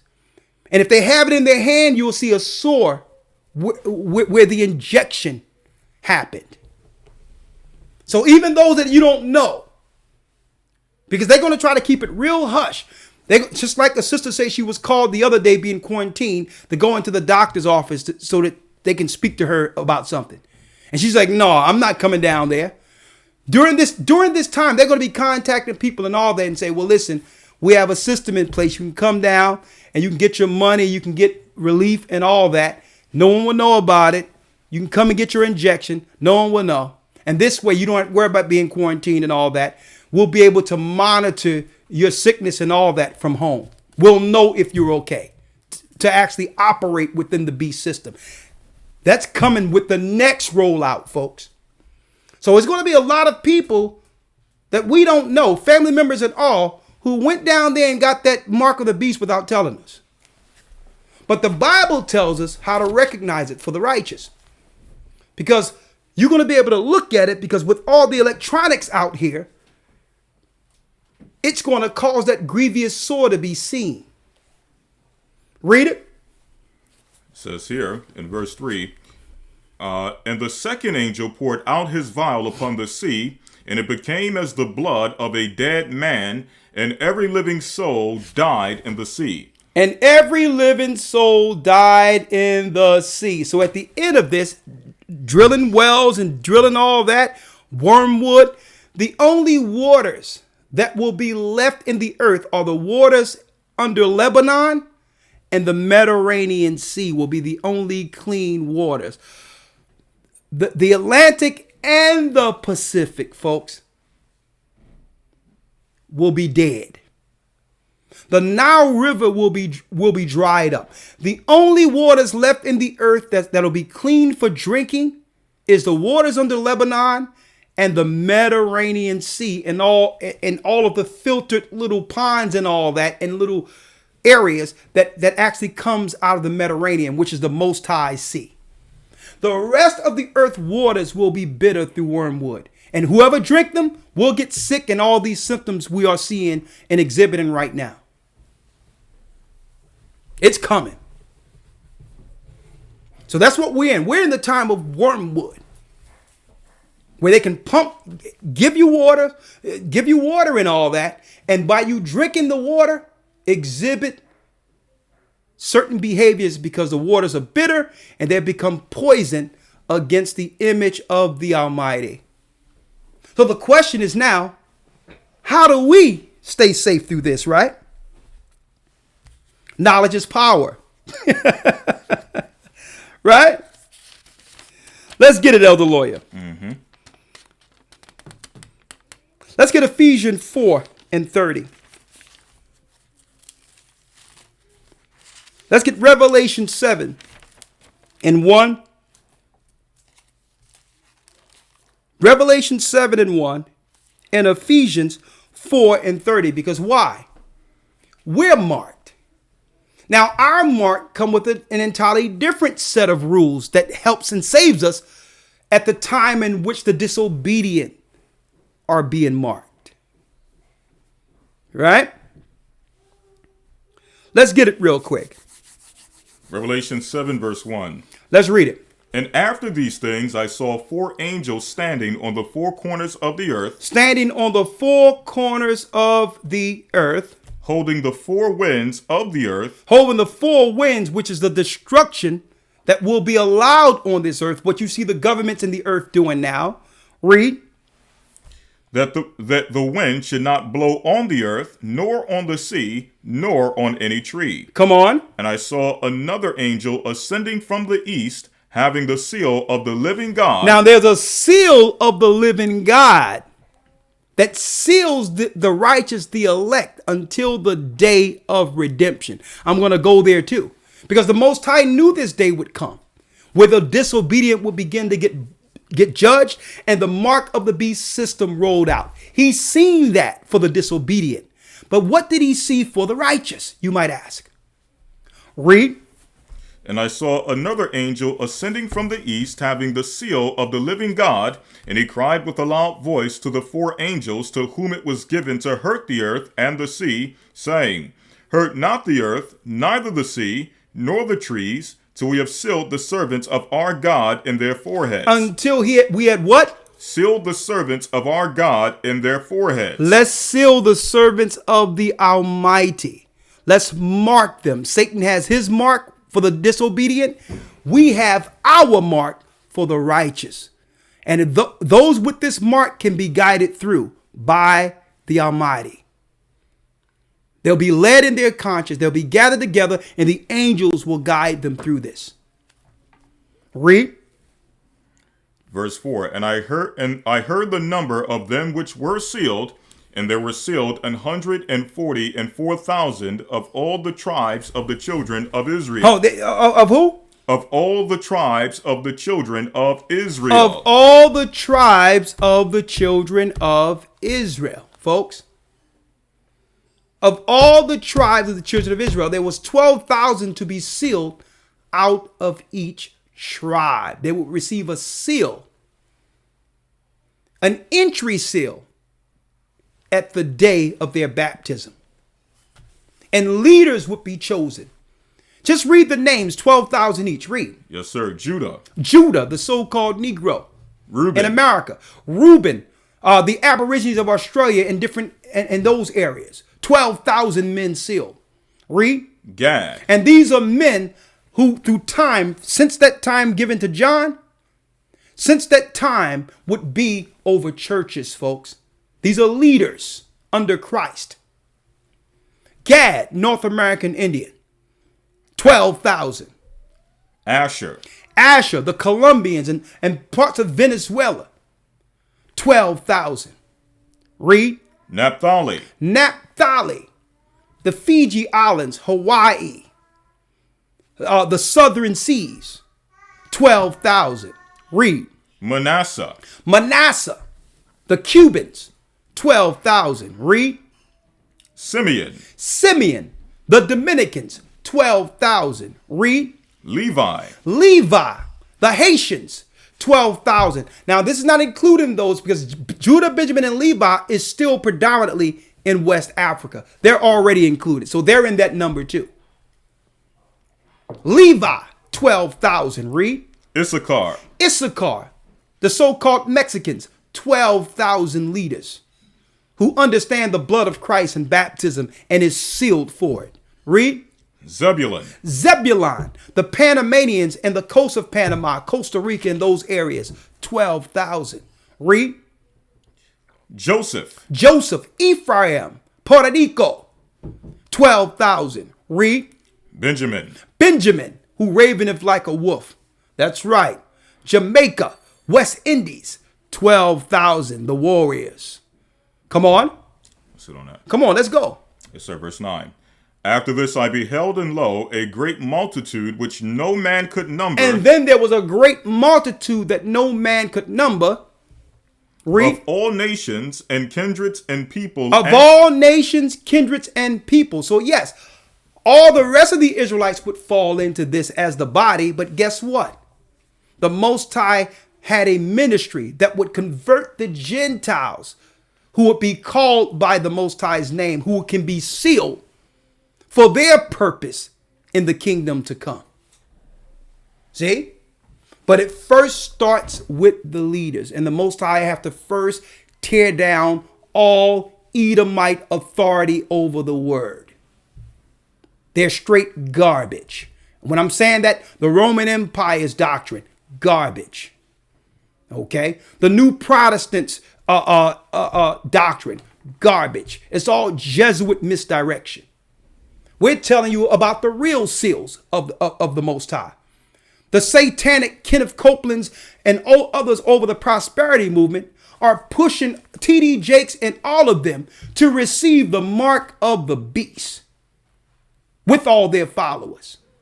So the Most High must tear down their garbage. So he have awakened Israel in these last days with the true ministry of Christ to free people for that remnant who would find a path out. Ephesians 4:30. Let's go. Ephesians chapter 4, verse number 30. Come on. And grieve not the Holy Spirit of God. Now going forward, once we come out of this feast of unleavened bread and have taken the leavening out, the Most High has now cleansed our spirit through Christ's blood. We remember this sacrifice on Passover day. Let's change now. Let's change. Let's be a better person for the Almighty this day forward. It doesn't matter what you did yesterday. Let's put out that old leaven and say, you know what? By the time Passover comes, the Most High give me another Passover, he'll see a new man or a new woman this time next year. Okay? I'm going to protect that fragile spirit that the Most High have given me and sealed me with, which is the mark of Christ. The mark of the beast, which is Satan, he has his mark, and Christ's blood is ours. Read. And grieve not the Holy Spirit of God, whereby ye are sealed unto the day of redemption. And we are what? Sealed unto the day of redemption. We are sealed unto the day of redemption, folks. That's our mark. That's the mark you read of in Revelation 7. That's that mark. So you don't have to fear. That mark comes with baptism. Because that's at the point where you begin to what? Examine yourself. Confess your sins before the Almighty and ask for purification. Now you're unleavened now. You didn't put it. Now the weight is off for you now. And he's giving you another opportunity that you know, at least you know in the day of judgment, your sins from that time backward aren't shown in the day of judgment. So that gate, that way, that mark that will lead us, where the angels will guide us through the earth. One moment. That mark, which would lead us through this, folks, comes with baptism. And I'm at a point where, and I told elders, listen, if any group or all that don't want to receive the baptism of Christ or try to say there's not a prerequisite, I'm not even going back and forth with them anymore. That's between them and the Most High. You're not going to convince me not to do what Christ did. Okay? Christ is the way, the truth, the life. No man cometh to the Father but by him. And he was showing that way of purification while the Pharisees and scribes looked off. And even John, even before that, says, you vipers, who have warned you from the judgment to come. Bring forth works, meets for repentance. That means you need to get your butt down here and get clean too. Okay? So I'm not even going back and forth. If anyone try to convince you that it's not mandatory to do exactly what Christ did, is an antichrist. It's an antichrist. So right there, I don't even have to converse. I don't have to debate. No, listen, you're a dead man walking anyway. You're one of the children of disobedience. You will not have the guidance to get from one place to the next in the spirit if you don't first examine and clean yourself. Matthew 28 and 19. Let's read it. Matthew 28 and 17. Because this is what Christ commanded his church to do. His disciples to do. Mm-hmm. St. Matthew chapter 28, verse number 17. Let's read it. 28 and 17. Yes, sir. And when they saw him, they worshipped him, but some doubted. He says, when they saw Christ, some worshipped him, but others doubted. And Yeshua came and spake unto them, saying, all power is given unto me in heaven and in earth. Christ showed him after his resurrection.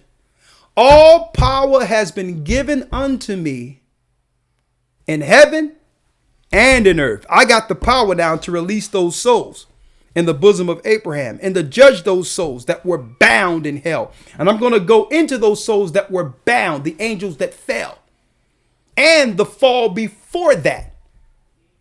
I usually go into that week 2, right? Week 2, yes, sir. I'm going to touch on it tomorrow, but week 2 of the Hebrew Bible Academy, I'm going to go into the fallen gods. The fallen gods, the gods of this world. And we're also going to hit on Antarctica in this academy, where their original layers were during the time of the Ice Age while the earth was created. This is where those fallens were bound. They were bound in the ice. I'm going to go into that tomorrow, a matter of fact. Read on. I'm talking 19. about the real leaders over your politicians, the fallen ones. Let's go. Yes, sir. Verse 19. Go ye therefore and teach all nations. Go there and teach what? All nations. All nations mean all races of people. Don't let no one tell you that means Israel scattered exclusively and no other people. That's nonsense. That's nonsense, okay? You have to teach all people because what? The Most High is not going to have unbelieving Gentiles serving in the kingdom of heaven. They need to believe and be baptized and covered to make it in to serve. Okay? Just like when I go into Cornelius and they be like, well, Cornelius was an Israelite. I'm like, okay, show me that. Then they'll go to, areas of Italy and I'm like, okay, that's Italy. Show me Cornelius is an Israelite. Well, they was converting in Italia. There was this, there was that in this landmass. And here's some black pictures of people in Italy who are Jews. Show me that Cornelius was an Israelite. It said that he was a devout man. There's no one in scriptures where Esau is devout. So by default, 1 + 1 = 3. Cornelius must be an Israelite. Show me in that scripture of Cornelius where Cornelius is an Israelite. Right. You can't. So if you can't, shut up. You are a liar. Because the Bible tell you in Amos that he would take from amongst, Amos 9, they would take amongst Edom and the nations a people for his name to serve in the kingdom because Esau haven't served yet. The Bible tells us in Genesis 25 that the elder shall serve the younger. So if Esau can't make it in to serve, how will he fulfill that prophecy given to him in Genesis 25? That's the reason why the Most High converted Cornelius. So when these people come with this foolishness, understand they don't know the gospel and they're not sealed anyway. Read it. Come on. Yes, sir. Verse number 19. Go therefore and teach all nations, baptizing them in the name of the Father and of the Son. All nations. So that means I don't care what your race is. If you're willing to serve the living God, the God of Abraham, and denounce Buddhist teachings, Islam, pagan Christianity, there's enough water for all of us because we were all born out of it. Be baptized for the remission of sins and receive that seal that seals us until the day of the redemption. Doesn't matter what your race is. Doesn't matter. And a lot of people say, well, hey, I'm not going to become a part of that church if they got other nations around. Guess what? We're not going to miss you. We don't know you anyway. That's right. Who you? A lot of people just hold themselves up. You think you're special, don't you? So what? Nobody asked you to be around anyway. Hey, they teach the white people. I got white people. Listen, the Bible says make friends with mammon in the day of trouble. You don't want to be running around with nothing and wondering why you've isolated yourself. You've already quarantined yourself.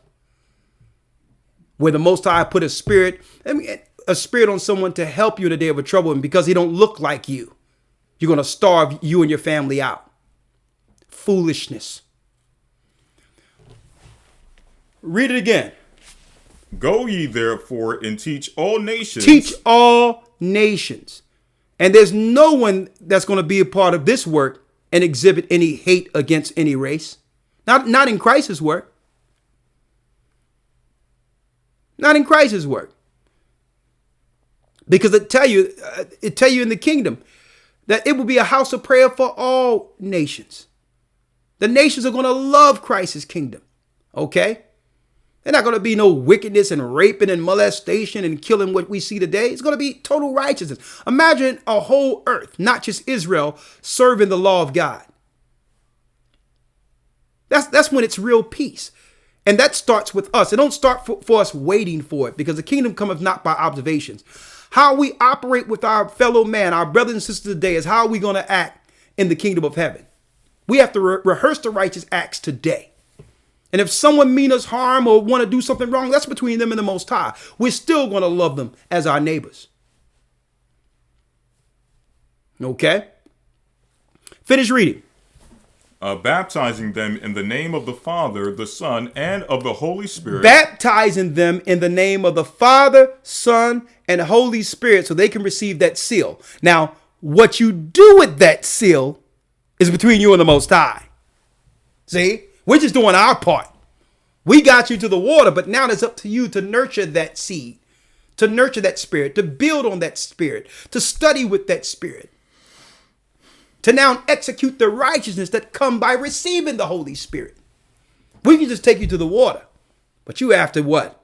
They say you have to drink, but you have to be submerged and care for that spirit that seals you to the day of redemption. So we talked about the bitter water which is wormwood, that Satan is going to use to poison or to come against the unrighteous for sacrifice, but also out of some of that water comes redemption, where what the devil does have no power over us. See? Come on.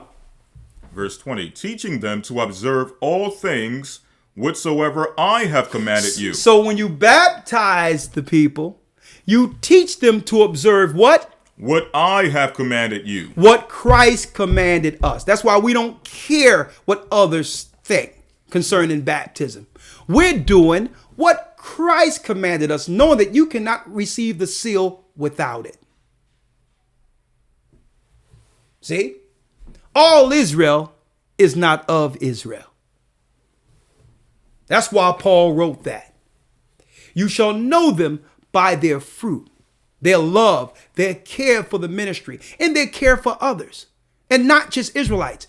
You must care for all of the Most High's creation to understand what the kingdom is about. Yes, I know I'm an Israelite. I love being Israel. But I know part of that understanding of being a prince of the Most High is to have the respect for all of his creation. Okay? To have a care for all he created. I know that's the fruits of the Spirit. That just go beyond me just being a physical Israelite. Come on, let's go. Teaching them to observe all things whatsoever I have commanded you, and lo, I am with you always, even unto the end of the world. I'm with you always, even to where? Even unto the end of the world. You notice he says, I'm with you always. Baptize the people so that they can receive this seal, and I'll be with you always unto the end of the world. I'll guide you through this. Moses guided you first. But I'll guide you through this. I have these angels protecting you. Don't get caught up into hysteria and panicking and all that.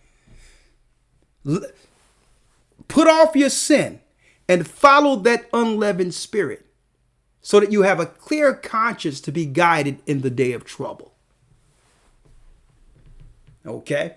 Now, with that, we're going to pray out. We're going to do our anointments in a minute, but let me make a few announcements. Hold tight. I have a few more things that I would like to relay to you.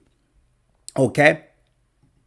On your screen is the updated information to support the work. We need your support more so than any other time in preparation for what's to come. Okay. I'm going to go to the website and show you that real quick. But before I do that, let me first let you know that on your screen is the Cash App. Okay. And the Cash App will allow us to get finances to help and do what we need to do. Okay. And once this thing opens up a little bit, we're going to be able to come to your areas, preach, bring the understanding, and have it where you'll be able to follow us going forward. Okay. And have our meetings privately that we cannot have over this thing here. Okay. On the Cash App for our online elders donation, that's $GOCC 144 donate. $GOCC 144 donate. That's the online ministry. If this ministry has affected you, because this is separate from the church's ministry. This is offerings directly to myself, Elder Lawya, to continue this ministry and make sure we before you with any equipment or whatever else, and to help our houses as we help you. Okay. Also under that, for members of the church who can't gather, and others, if you want to tithe, if you tithe in offerings for the Gathering of Christ Church itself, which is a separate entity from our donations online, you would go $gathering 144. I keep on saying gathering. That's a mistake. Gathering, not gather. I got gathering on the brain. That's what made a mistake yesterday. Gather 144 GOCC. Gather $gather 144 GOCC. And that goes directly to the Cash App. If you paying tithes, you can't gather right now, and we'll make sure it goes where it needs to go for the church.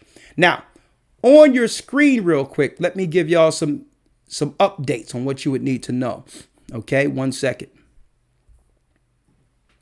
On your screen right here, right? If you go to gatheringofchrist.org, you will see a donate page where it says gatheringofchrist.org/donate/.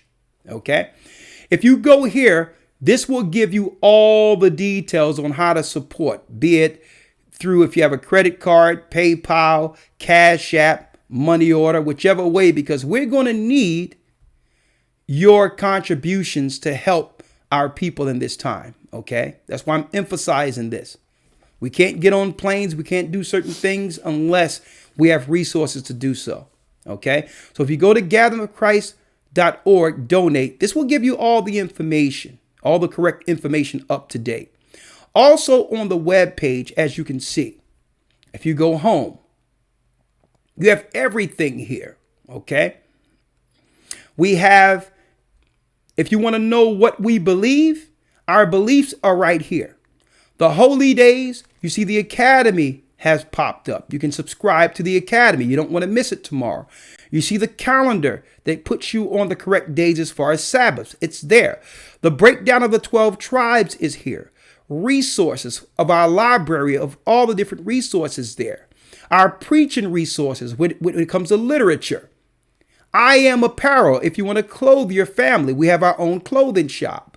Family Corner. So if you want to know about testimonies, health, beauty, blog, cooking, health, Sabbath exemptions.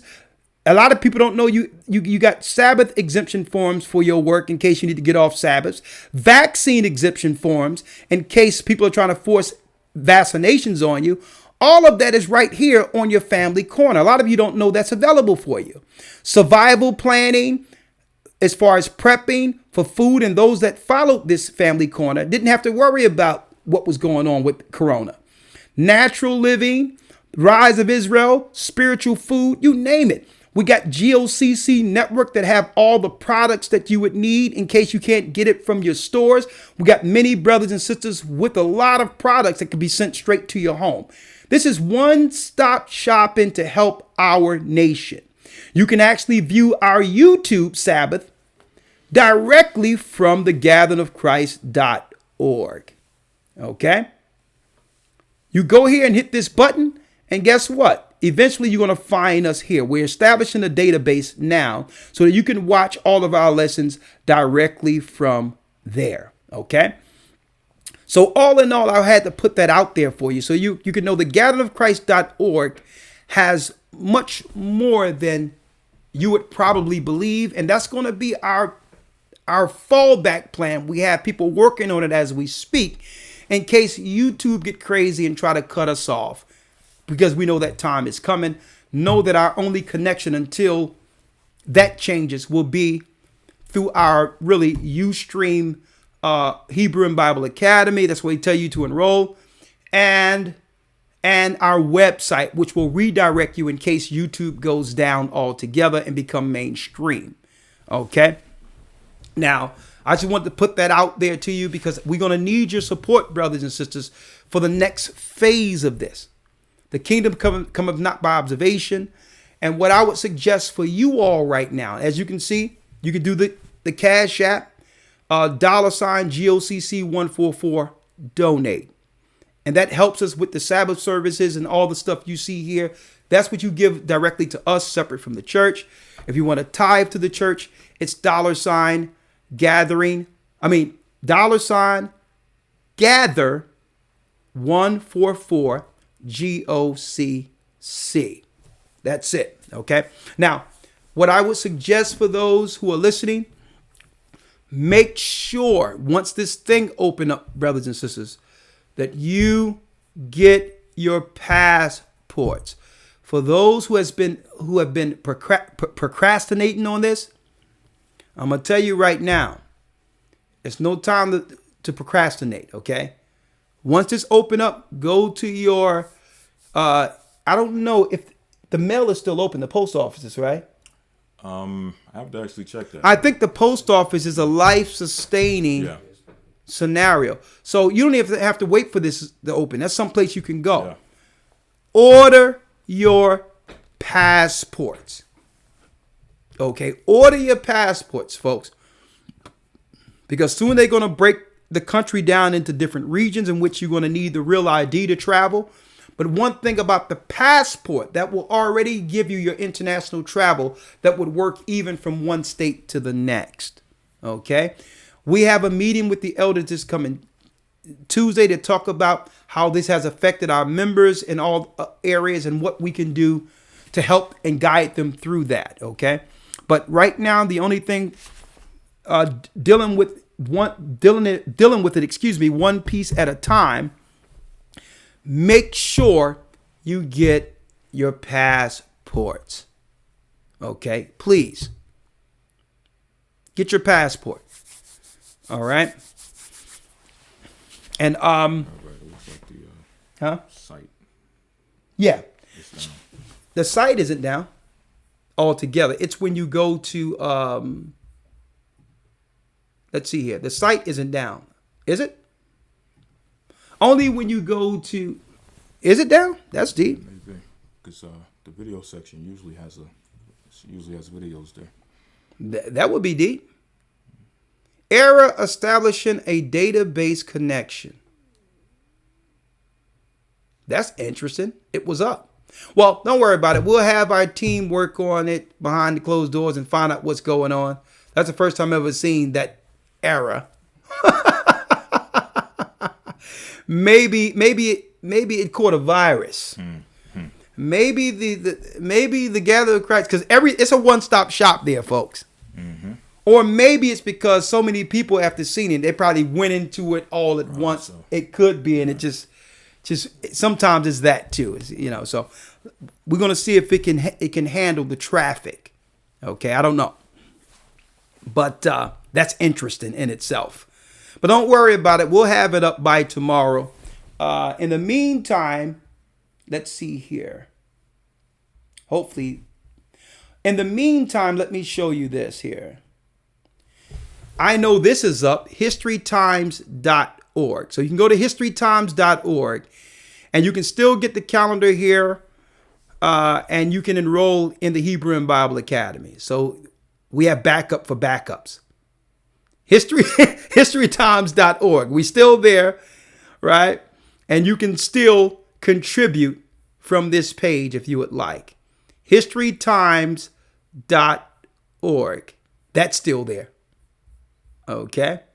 And again, if you want to support the music, let me put that out there. Royalty music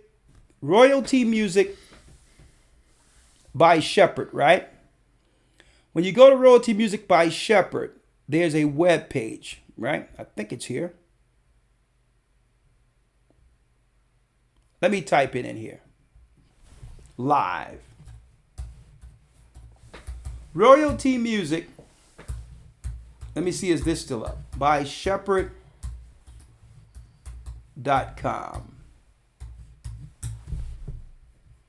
Man, that don't look good.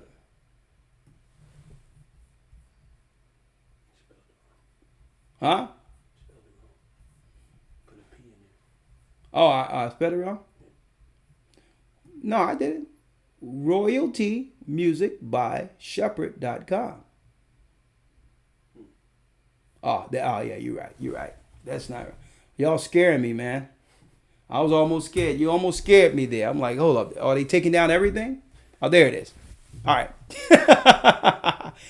Royalty Music by Shepherd. If you want to be a part of listening to the project, it's a very spiritually,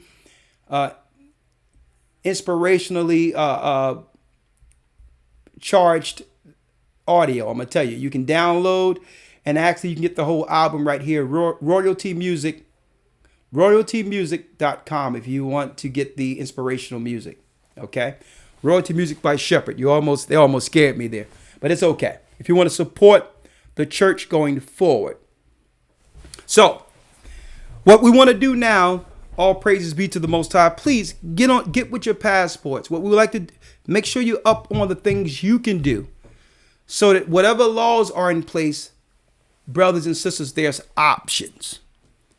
Okay, a lot of things that we're looking to do to help our people spread the gospel and understand the gospel of Christ, we have to discuss within the body itself, outside of these platforms. But know that we're doing everything we can to help the Most High's people.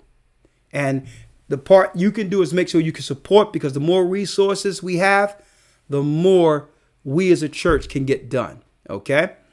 With that, Elder Lawya, I would like you to say a prayer, an anointment prayer for those in this house, for the whole body. We can do it in Hebrew and in English if you don't mind. Mm-hmm. And to ask the Most High to hedge and protect us up into the time and to guide us to this first fruits. Because I believe the next first fruits, or what the Bible calls, what the Bible calls in the New Testament, Pentecost. I believe we stay in this unleavened spirit, in a singular mind as a body, that the Most High is going to do something great with this church, with this body, at that seventh interval. Okay? At first fruits. I believe that our people are going to need healing. They're going to need clarity that can only come through one who's teaching through the Holy Spirit. They're going to need guidance. And I believe that if we do this in unity of faith, and brothers and sisters put off the evil, and now we're in one mind, no dissension, no division, that the Most High will anoint us with that spirit that came down on the disciples to lead our people through this. Like I said, the devil is going to do what he's going to do, but the Most High will do what he has always done: protect his people. So, Elder Lawya, if you can, do a prayer for us here. Yes, sir. We'll do. Start off with the anointing prayer. Ahaya Bahashim Yashai Wabawak. Yabaraka Ahaya, Wayashamaraka, Ya'a Ahaya Panyawa, Aliyaka, Wayakhanka, Yasha Ahaya Panyawa, Aliyaka, Wayashamlaka, Shalom. Shalom. And the Lord spake unto Moses, saying, Speak unto Aaron and unto his son, saying, On this wise ye shall bless the children of Israel, and say unto them, The Lord bless thee and keep thee. The Lord make his face shine upon thee and be gracious unto thee. The Lord lift thee or lift up his countenance upon thee, and give thee peace, and they shall put my name upon the children of Israel, and I will bless them. Amen. Amen. Ahaya Bashim Yeshaya Rawchaa, I ask you, as a servant, as a humble servant, to forgive our trespasses and all the sins we as a nation, we as a people have committed against you. Forgive our trespasses, anoint us, keep us unleavened. Send forth your Holy Spirit to guide your people in this time of trouble.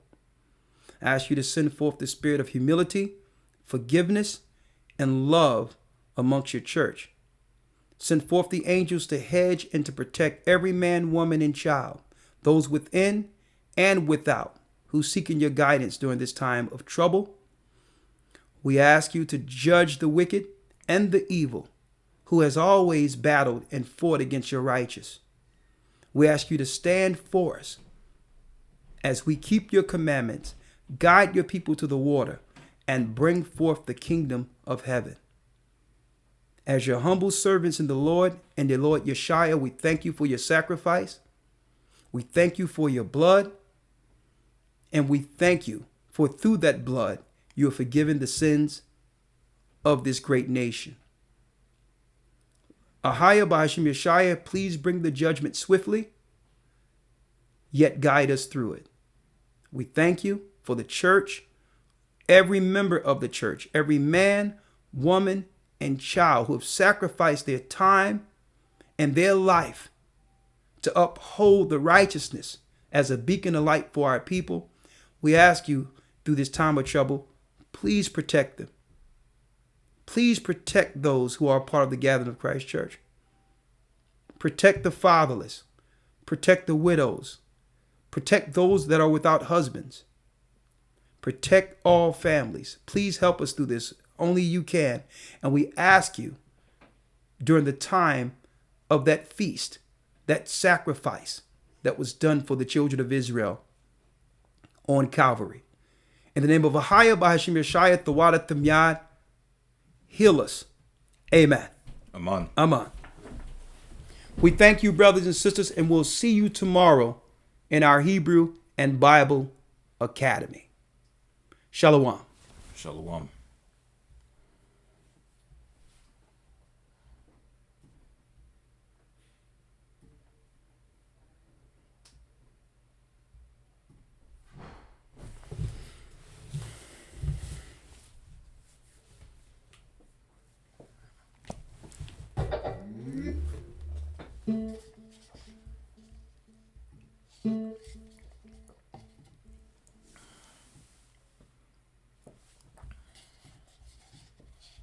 Bible.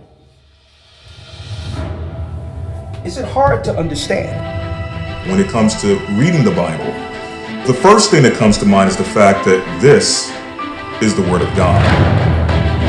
The seals have been broken, and the truth is here. And when we go throughout the scriptures, when we go throughout extra biblical records, we find that the language that God employed, that He used to create the heavens and the earth, was the Hebrew language. Christ said, I came for the lost sheep of the house of Israel. But yet no one, no religious leader, no religious church out there anywhere can now identify the 12 tribes of Israel. Can we? God is quite simple, but it seems as if man makes understanding Him hard. What are those mysteries? The truth of your book